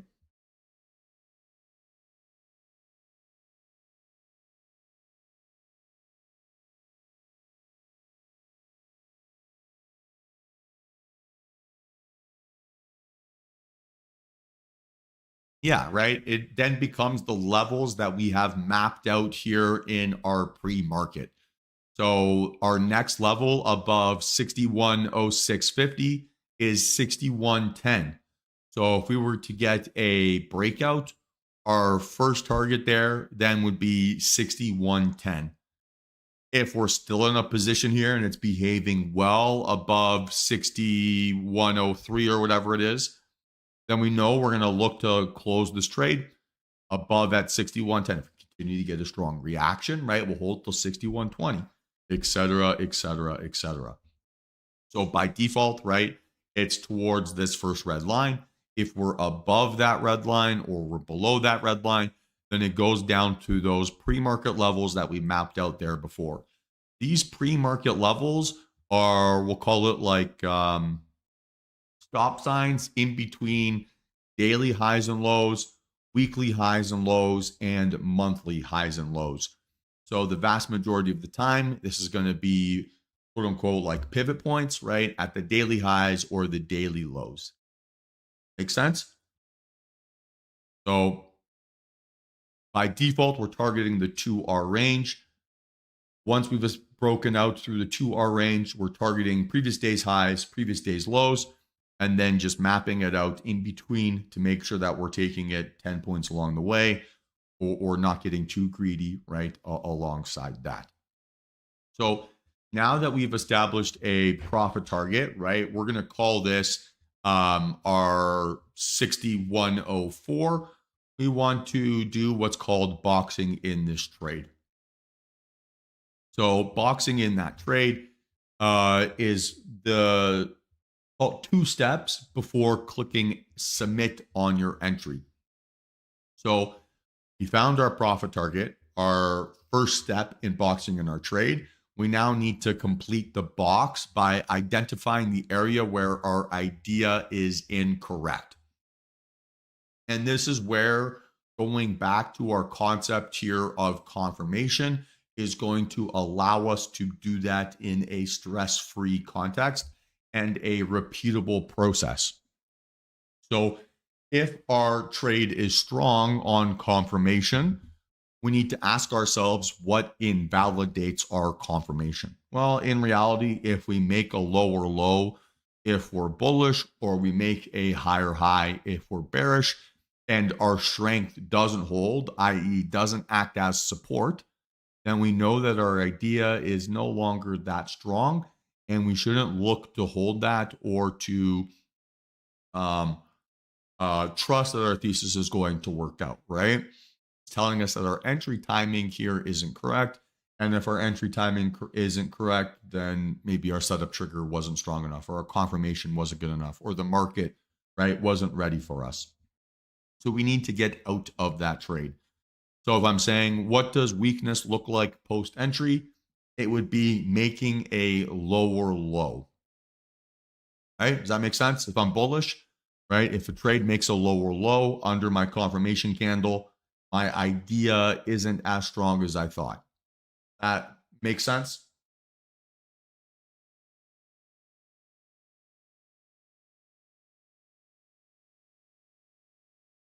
Yes?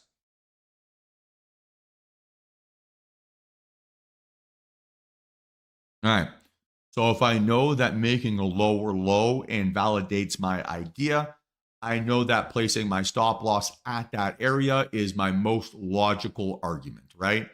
So placing a stop loss at the low of my confirmation candle. Yeah, that would be where I close a trade if I am wrong. So that would be approximately this white line, right? So now I've got two lines where I can box in my trade. I have my profit target, right, which is the high of my opening range indicator, right, in this context. And then I know that my stop loss needs to be if we make a lower low. Okay, so 60, 75. Now I want to box in this trade. I box in this trade using the Fibonacci tool, and I draw it from my profit target to my stop loss location. Inside my Fibonacci tool, I have removed everything except the 0, the 1, and the 236. So what this does is it helps me visualize my probabilities. So if we talked about already, right, on confirmation, that not every single confirmation candle will work. Maybe only 70% of them, right, end up actually giving you a higher move for the remainder of the day. So I want to make sure that I am juicing the probabilities in my favor to maximize my ability to make money placing that trade. Let's talk about it a little bit more simply, right? Let's say that I was flipping a coin and I got $1 for tails and I got $1 for heads. Pretty much doesn't matter which side I choose, right? So if I go tails for the next 1,000 coin flips, the most likely outcome, right, is that I break even. But all of a sudden, if now I make $2 every time I get tails and I lose $1 every time I get heads after 1,000 coin flips, right? I'm more likely to be profitable than not, because when I'm correct, I make $2. When I'm incorrect, I lose $1. So even with a 50% win rate, I'm going to be making more than I lose. That's the base concept here then with boxing in our trades. We want to be justifying our risk so that after 10 trades, 20 trades, 50 trades, 100 trades, 1,000 trades, the probabilities are in our favor, and our most likely outcome is that we are green. So by default, with my Fibonacci settings, I use the 1, the 236, and the 0 line, which means that for every dollar that I'm risking, right? So in this case, I'd be risking about $6.50.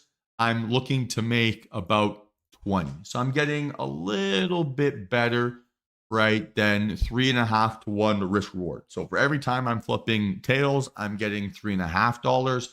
Every time I flip heads, right, I'm losing $1, i.e., I have an expected probability or an expected value of being green at the end of my 1,000 coin flips.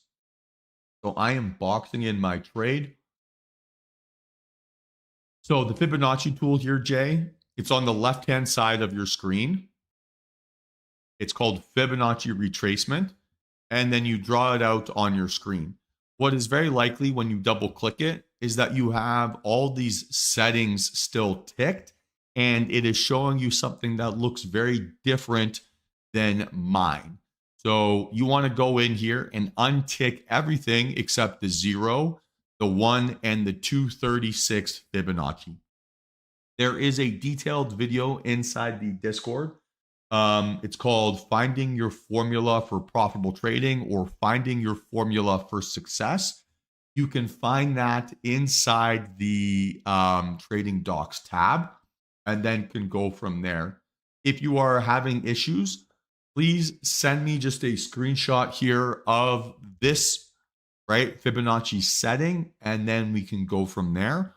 But I would need more information to be able to solve your problem. So please just send me that screenshot. Just send me the screenshot, man. All right.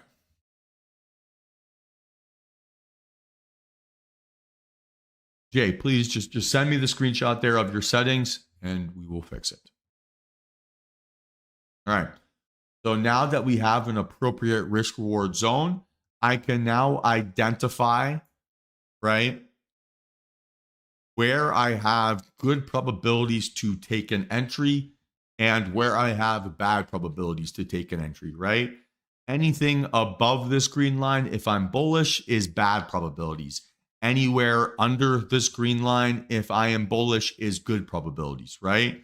So here I'm getting that magical coin flip, right? That works out in my favors. Here at 60.85, I am not getting that magical coin flip and I cannot justify taking on that risk. Does that make sense?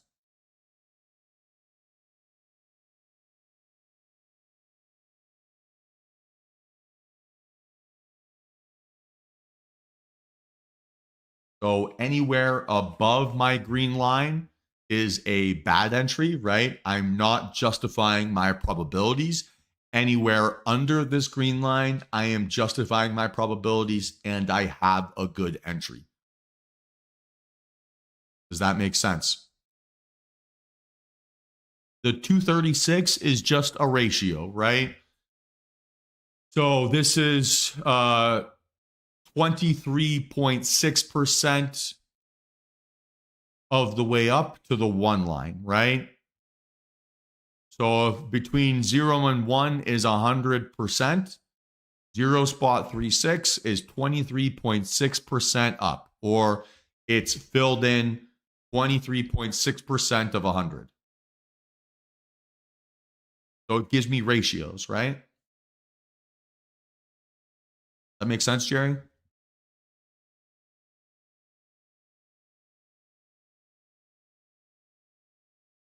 So effectively, right, I am risking $1 to make $4, right? And this ratio will remain constant however tight it is, right? It will always give me that same ratio. So, what the point, right, of my setup, confirmation, execution technique is to create a bunch of binary events, right?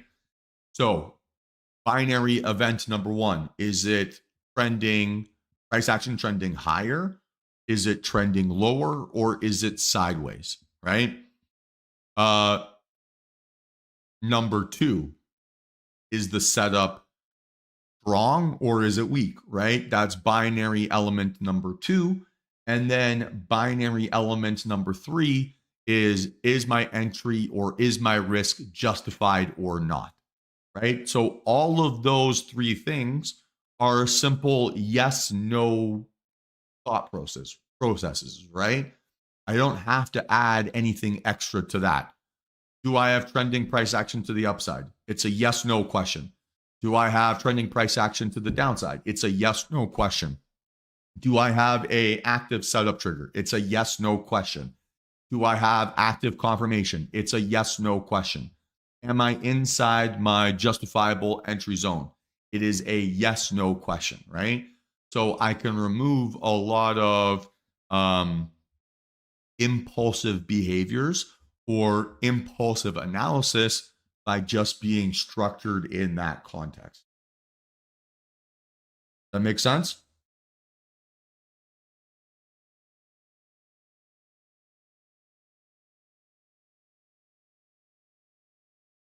So we're trying to make things binary, right? We're not trying to allow our um, decision to feel impulsive or as if we were like relying on a gut feeling or something along those lines, right? It's all yes, no's. So I get a no, it should be really easy for me to be able to walk away and not take that trade, right? If I get a yes, okay, I know I need to continue to refine my focus and I should remain interested, right, in being able to execute this idea. So we're trying to break down our strategy or break down our rules into a bunch of yes, no decisions, right? On no's, you walk away and you pass on the burden of confirmation to a different time frame. On yeses, right, you get closer and closer to clicking submit on your on your order window, and you're getting closer and closer, right, towards making money. So then theoretically here, right, I'd be looking for an entry once price action makes a lower low or makes a move under this green line. And then I would be closing my trade right on a touch there of that white line. And that would be the same for every single setup, right? So every single setup, I'd be looking for an entry under that green line. Every single exit, right, or trade, I'd be looking for an exit at that white line. Is that clear?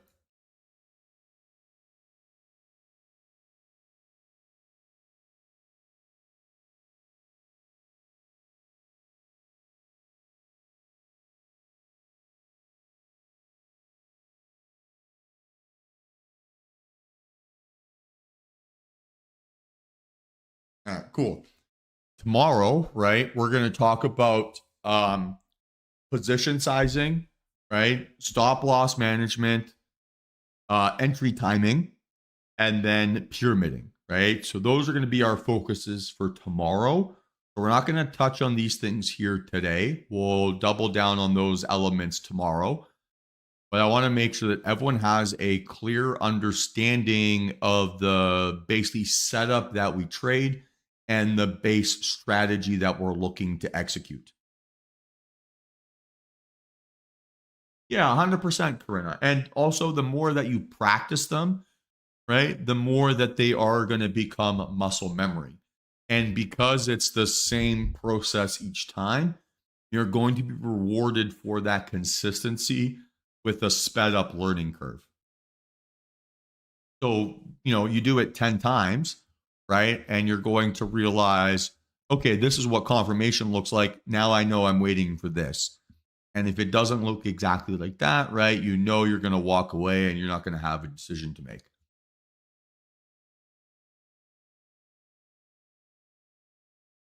So, in summary, right, our idea here is to take what the big picture or what big picture we're getting from the market, and then we're going to look for a short-term signal that tells us the same story as the big picture time frame. By default, markets start in a state of consolidation, and we're looking for a breakout away from that structure using the opening range breakout technique. With that technique, we can get setups both to the upside and to the downside, and we have no bias, right? Besides our daily bias that would dictate us going short or long. So we're going to go short when the market tells us that bears are in control. We're going to go long when the market tells us that bears are in control. So today, Karuna, we're not taking any trades because it is the futures role. So what the futures role is switching from one contract to another. So futures are a derivative product that cash settle every quarter. So what that means, right, is if you're getting it's cash deliverable, right? So that means that if you have a position at the end of the quarter, you're going to be sent a cash equivalent of whatever your exposure is. The way that futures traditionally work, or future products traditionally work, has been for stuff like commodities or agriculture or like oil or things along those lines. And so at the end of contract expiration, the farmer or the oil broker would take delivery of their soybeans, or they would take delivery of their crude oil or whatever it might be. So each quarter, right, when the contracts switch over, that is when delivery takes place of those assets. But the indexes are cash settled, so you don't have to worry about that. So it's just now we're switching over from the June contract to the September contract. And so now the delivery, right, or the settled date would be at the end of that period. So in 3 months.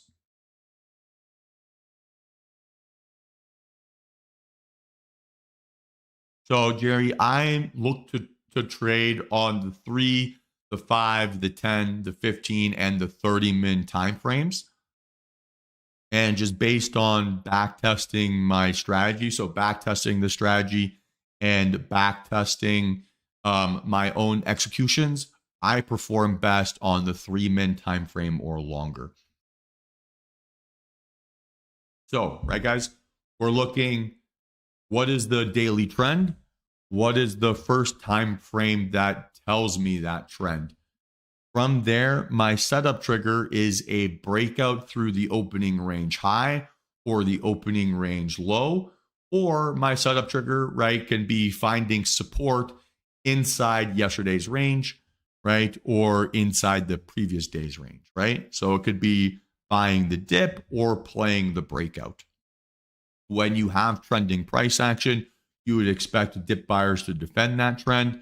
When you have trending price action, you'd expect breakout buyers to look to continue to push that trend in that direction. So those are our setup triggers. How do we confirm our setup? So what would be confirmation? It'll be a little quiz time, right? So if we're saying that we have a active setup trigger, what would be confirmation of that setup trigger? What would be the elements that we're looking for?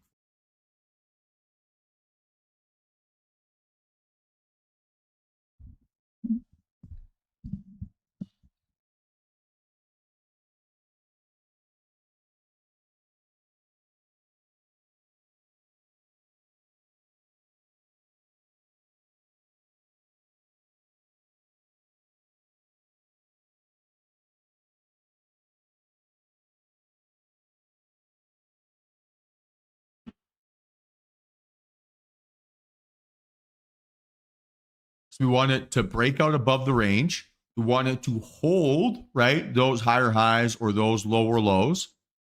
We want that to be accompanied with a strong candle.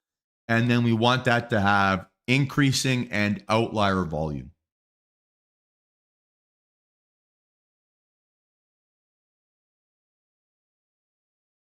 Jay, I've asked you, just send me a direct message, man. Just send me a direct message and we will get you sorted out.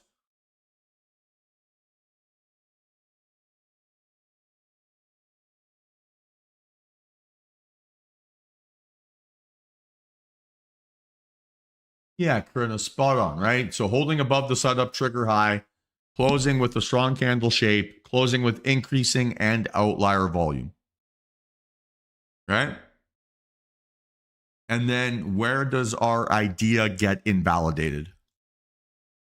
So how do we fail confirmation?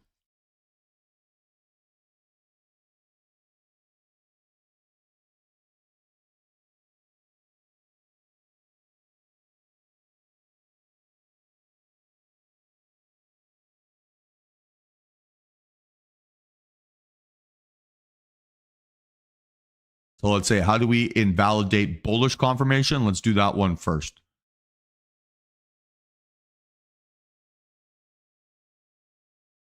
Kind of, Corinna, not quite. So it would be a form of misbehavior, but I want your answer to be more specific.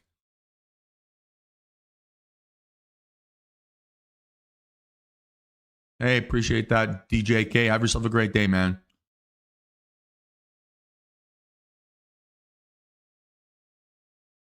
So what specific type of misbehavior?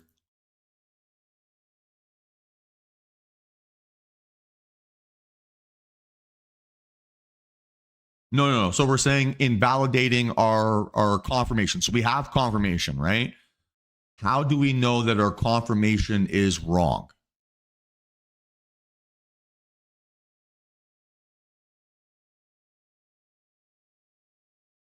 So we have a bullish setup, right? We've got bullish confirmation.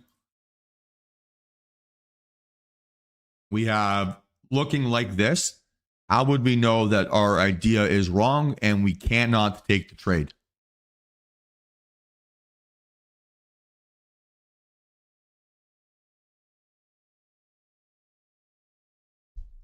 All right. It doesn't have to be close under. It makes a lower low under our confirmation, right? So again, it's where we talk about boxing in our trade. So our stop loss is at the area where our confirmation is no longer acting like confirmation.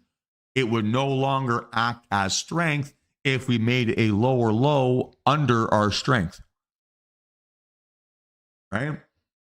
So if I were to get into this trade, and let's say that I got in at 60.80, and then it touches 60.76, or even more dramatic, let's say it touches 60.75.25. Is my entry at 60.76 or 60.80 still a good entry, or is my idea wrong?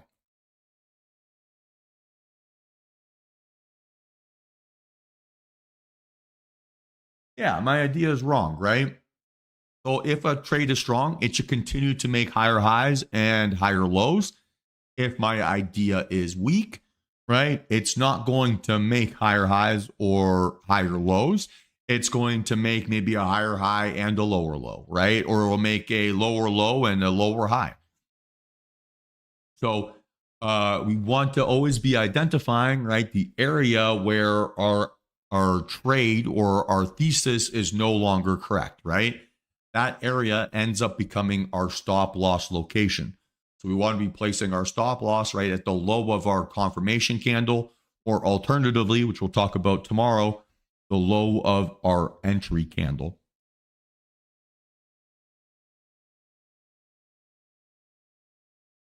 So we'll talk about that tomorrow. Mississauga property deals. We'll talk about the difference between entry techniques as we're talking about execution. Today, we're just going to focus on setups and base strategy. Right? So the two things that we need, what are the two things that we need post-confirmation? We're going to box in our trade. What are the two things we need post-confirmation?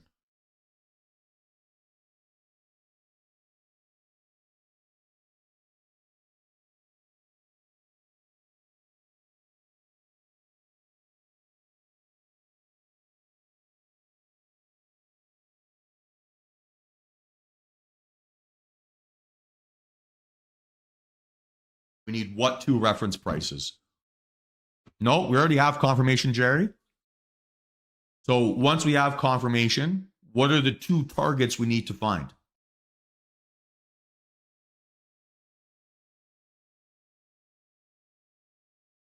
I.e., what's our second trade post confirmation, right? So if our first trade is our entry, what's our second trade? It's either going to be what or what?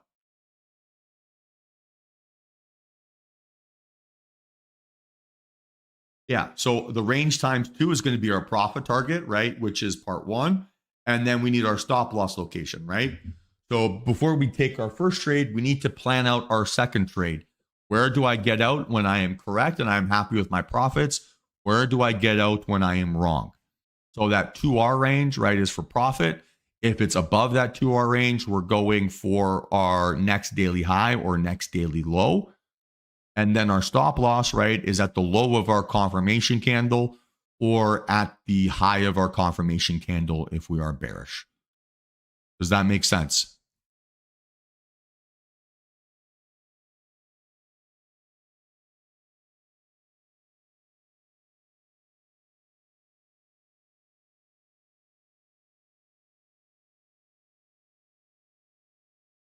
Okay, so to recap, using the daily time frame, right, to determine what our big picture bias is. Is the daily time frame telling us price action higher or price action lower, right? That is a binary event. Is it trending? Is it not trending? Or is it trending down? Step 2, right? Do I have an active setup trigger? So have I broken out above my opening range, or have I reversed under the opening range, indicating that one side is now more likely in control than the other? Now that it appears, right, that one side is in control, how can I confirm that that strength is real, right? We confirm that with candlesticks and volume. So is it a strong candle shape? Is it a strong volume profile? Strong in this context, right, is increasing and outlier, not just increasing and not just outlier. It needs both of those elements. And then it needs to be candles shaped 1, 2, or 3 to the upside, right? Or shaped 1, 2, or 3 to the downside. Once we have confirmation, we need to plan out our second trade. So where is our profit target? Where is our stop loss? Where are our two default close orders if my idea is no longer valid or my idea has worked out and gone how I expected, right? So by default, the low of my confirmation candle, or right, the high of my confirmation candle if I'm bearish, and then profit target wise, right, my red lines for my indicator, both higher and lower auto-populated, or my next daily highs and lows. And then once I have boxed in my trade, I need to make sure that I am using my Fibonacci tool to justify the probabilities of taking on that risk. So then the final element, right, is price action inside my entry zone or not, right? Again, another binary statement. If it's inside our entry zones, we'll talk about this tomorrow, right? About position sizing, setting up orders, right? Entry timing, those things. But before we can get there, is it above my entry zone or is it outside? Anywhere above this green line, if I'm bullish, is outside and I can't be thinking about an entry. Anywhere under this green line is inside my entry zone and I can be thinking about an entry. So by default, right, that's the core DTR strategy. And those are the basic setups that we trade on a daily basis. Are there any questions about any of the things that we have talked about here today? Do these things make sense? And yeah, where can I plug in some knowledge gaps? The role of the 20 MA is just on the volume profile, and it helps me to determine if volume is outlier. So anything above the 20 candle volume average is considered to be outlier volume or larger than average. So I use that on my volume profile to help me determine, right, outlier candles. And again, I make it a binary function. Either it is above that white line or it is not. If it is below that white line, it is not outlier. If it is above that white line, it is outlier. So again, binary events, yes, no's.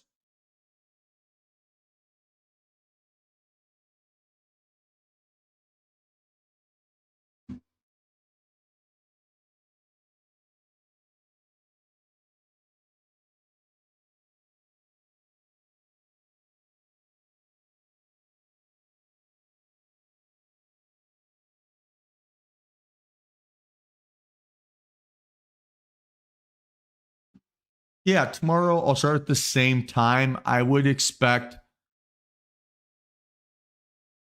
this is all orders executed inside that candle's time frame.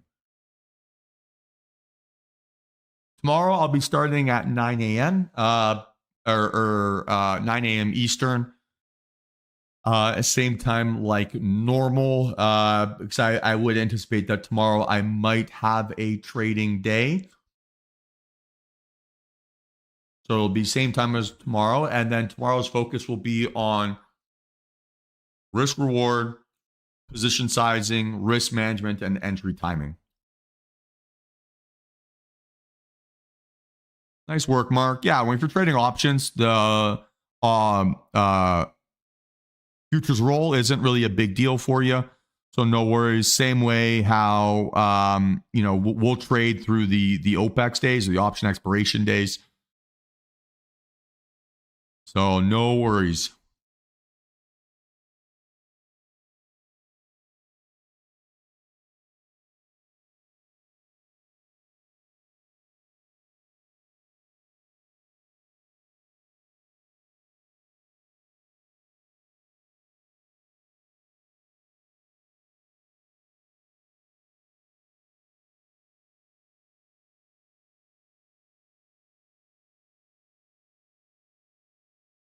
Yeah, Kyle, we'll talk about that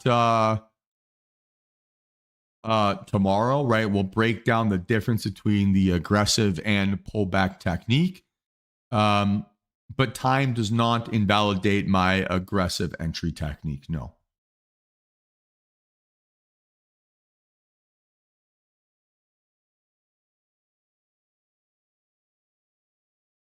All right, guys. Any other questions here?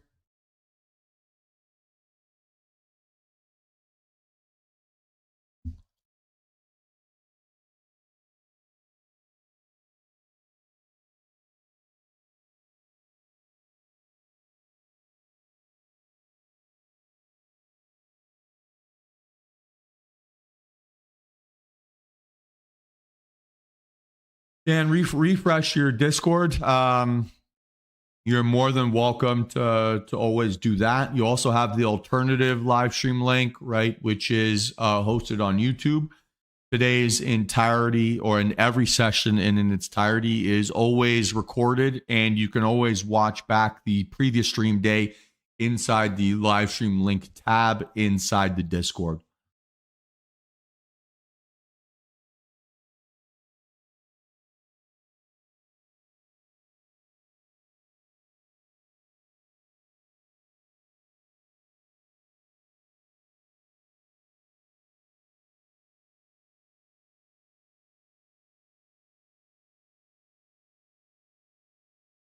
Any other questions here, team? Any other questions?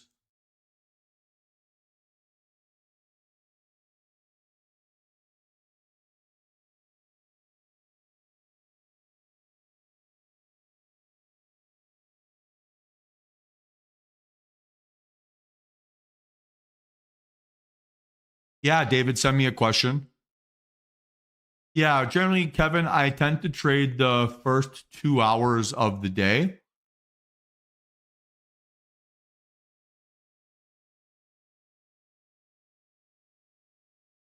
Generally, where that's where you see the most momentum occur, and where my strategy is, uh, yeah, where it's at its best. Yeah, appreciate you saying that, Chris. Um, really the point of that trading doc here. I'll see if I can bring it up.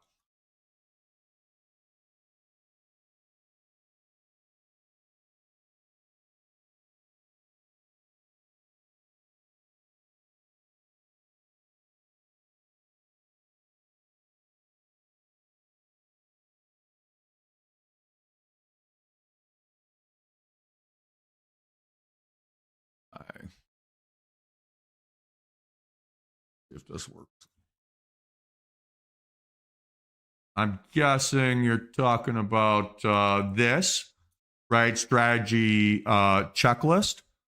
So you're more than welcome to go through this, right? And basically realize uh, this, right? And beef up your information with this graphic. But yeah, that does exist for everyone. Oh, please feel free to use that resource. Yeah, David, if you have any questions, just send me a message. Email me, Michael at dtrtrading.com, or send me a Discord message, Michael DTR. Okay, anything else here, team? Any other questions?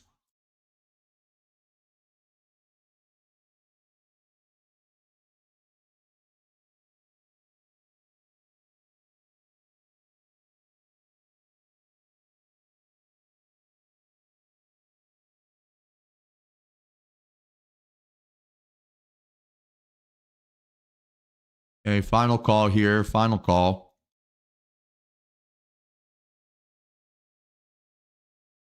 So, what did we learn here today, right? We learned about basic pre-market conditions, how we can use the daily trend, right, to help us identify short-term price movements. Once we've identified those short-term price movements, we've learned how to quantify them and turn them into binary events, right? Yes, no questions. And then figured out how to find our profit target and our stop loss location for breakout trades. No trades here today. That was the plan all along. With the futures roll, right? I don't trade on roll day. It's not a day where historically one has an edge. And that has been predetermined for the last 3 months. We talked about that a bunch this last week.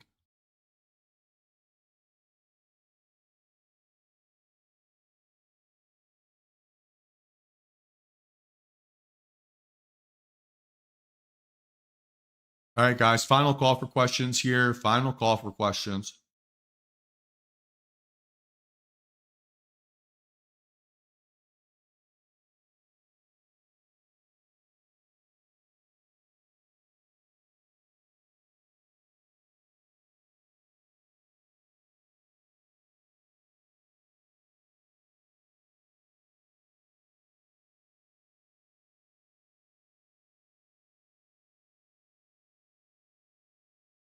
All right, team. Well, if nothing else, then I'm going to kill the stream here for the day.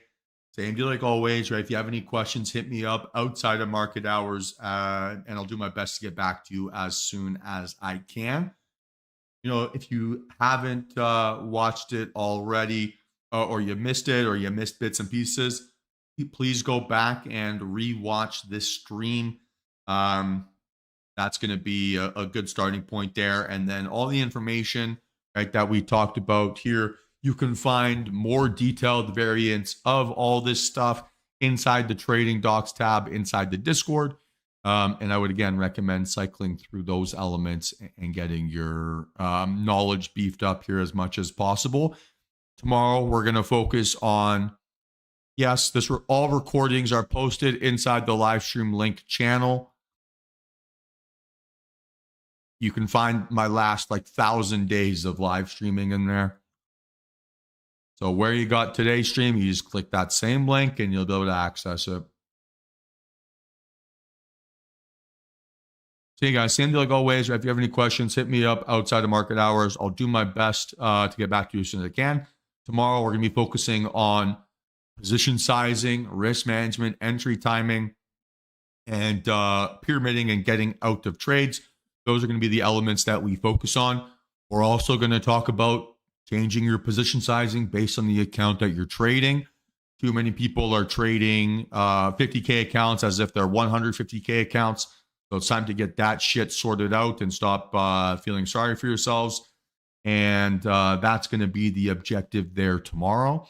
Hopefully we get a couple of tradable days there, Tuesday, Wednesday. And then Thursday, Friday, markets are closed Thursday. I will be taking a personal day on Friday. So let's get better this week, even if we maybe won't have a massive P&L week. So same deal like always, right? Hit me up if you need anything. But besides that, guys, have yourselves a great day. Looking forward to catching up with a few of you here in our one-on-one calls later this afternoon. And in the meantime, talk then. Peace.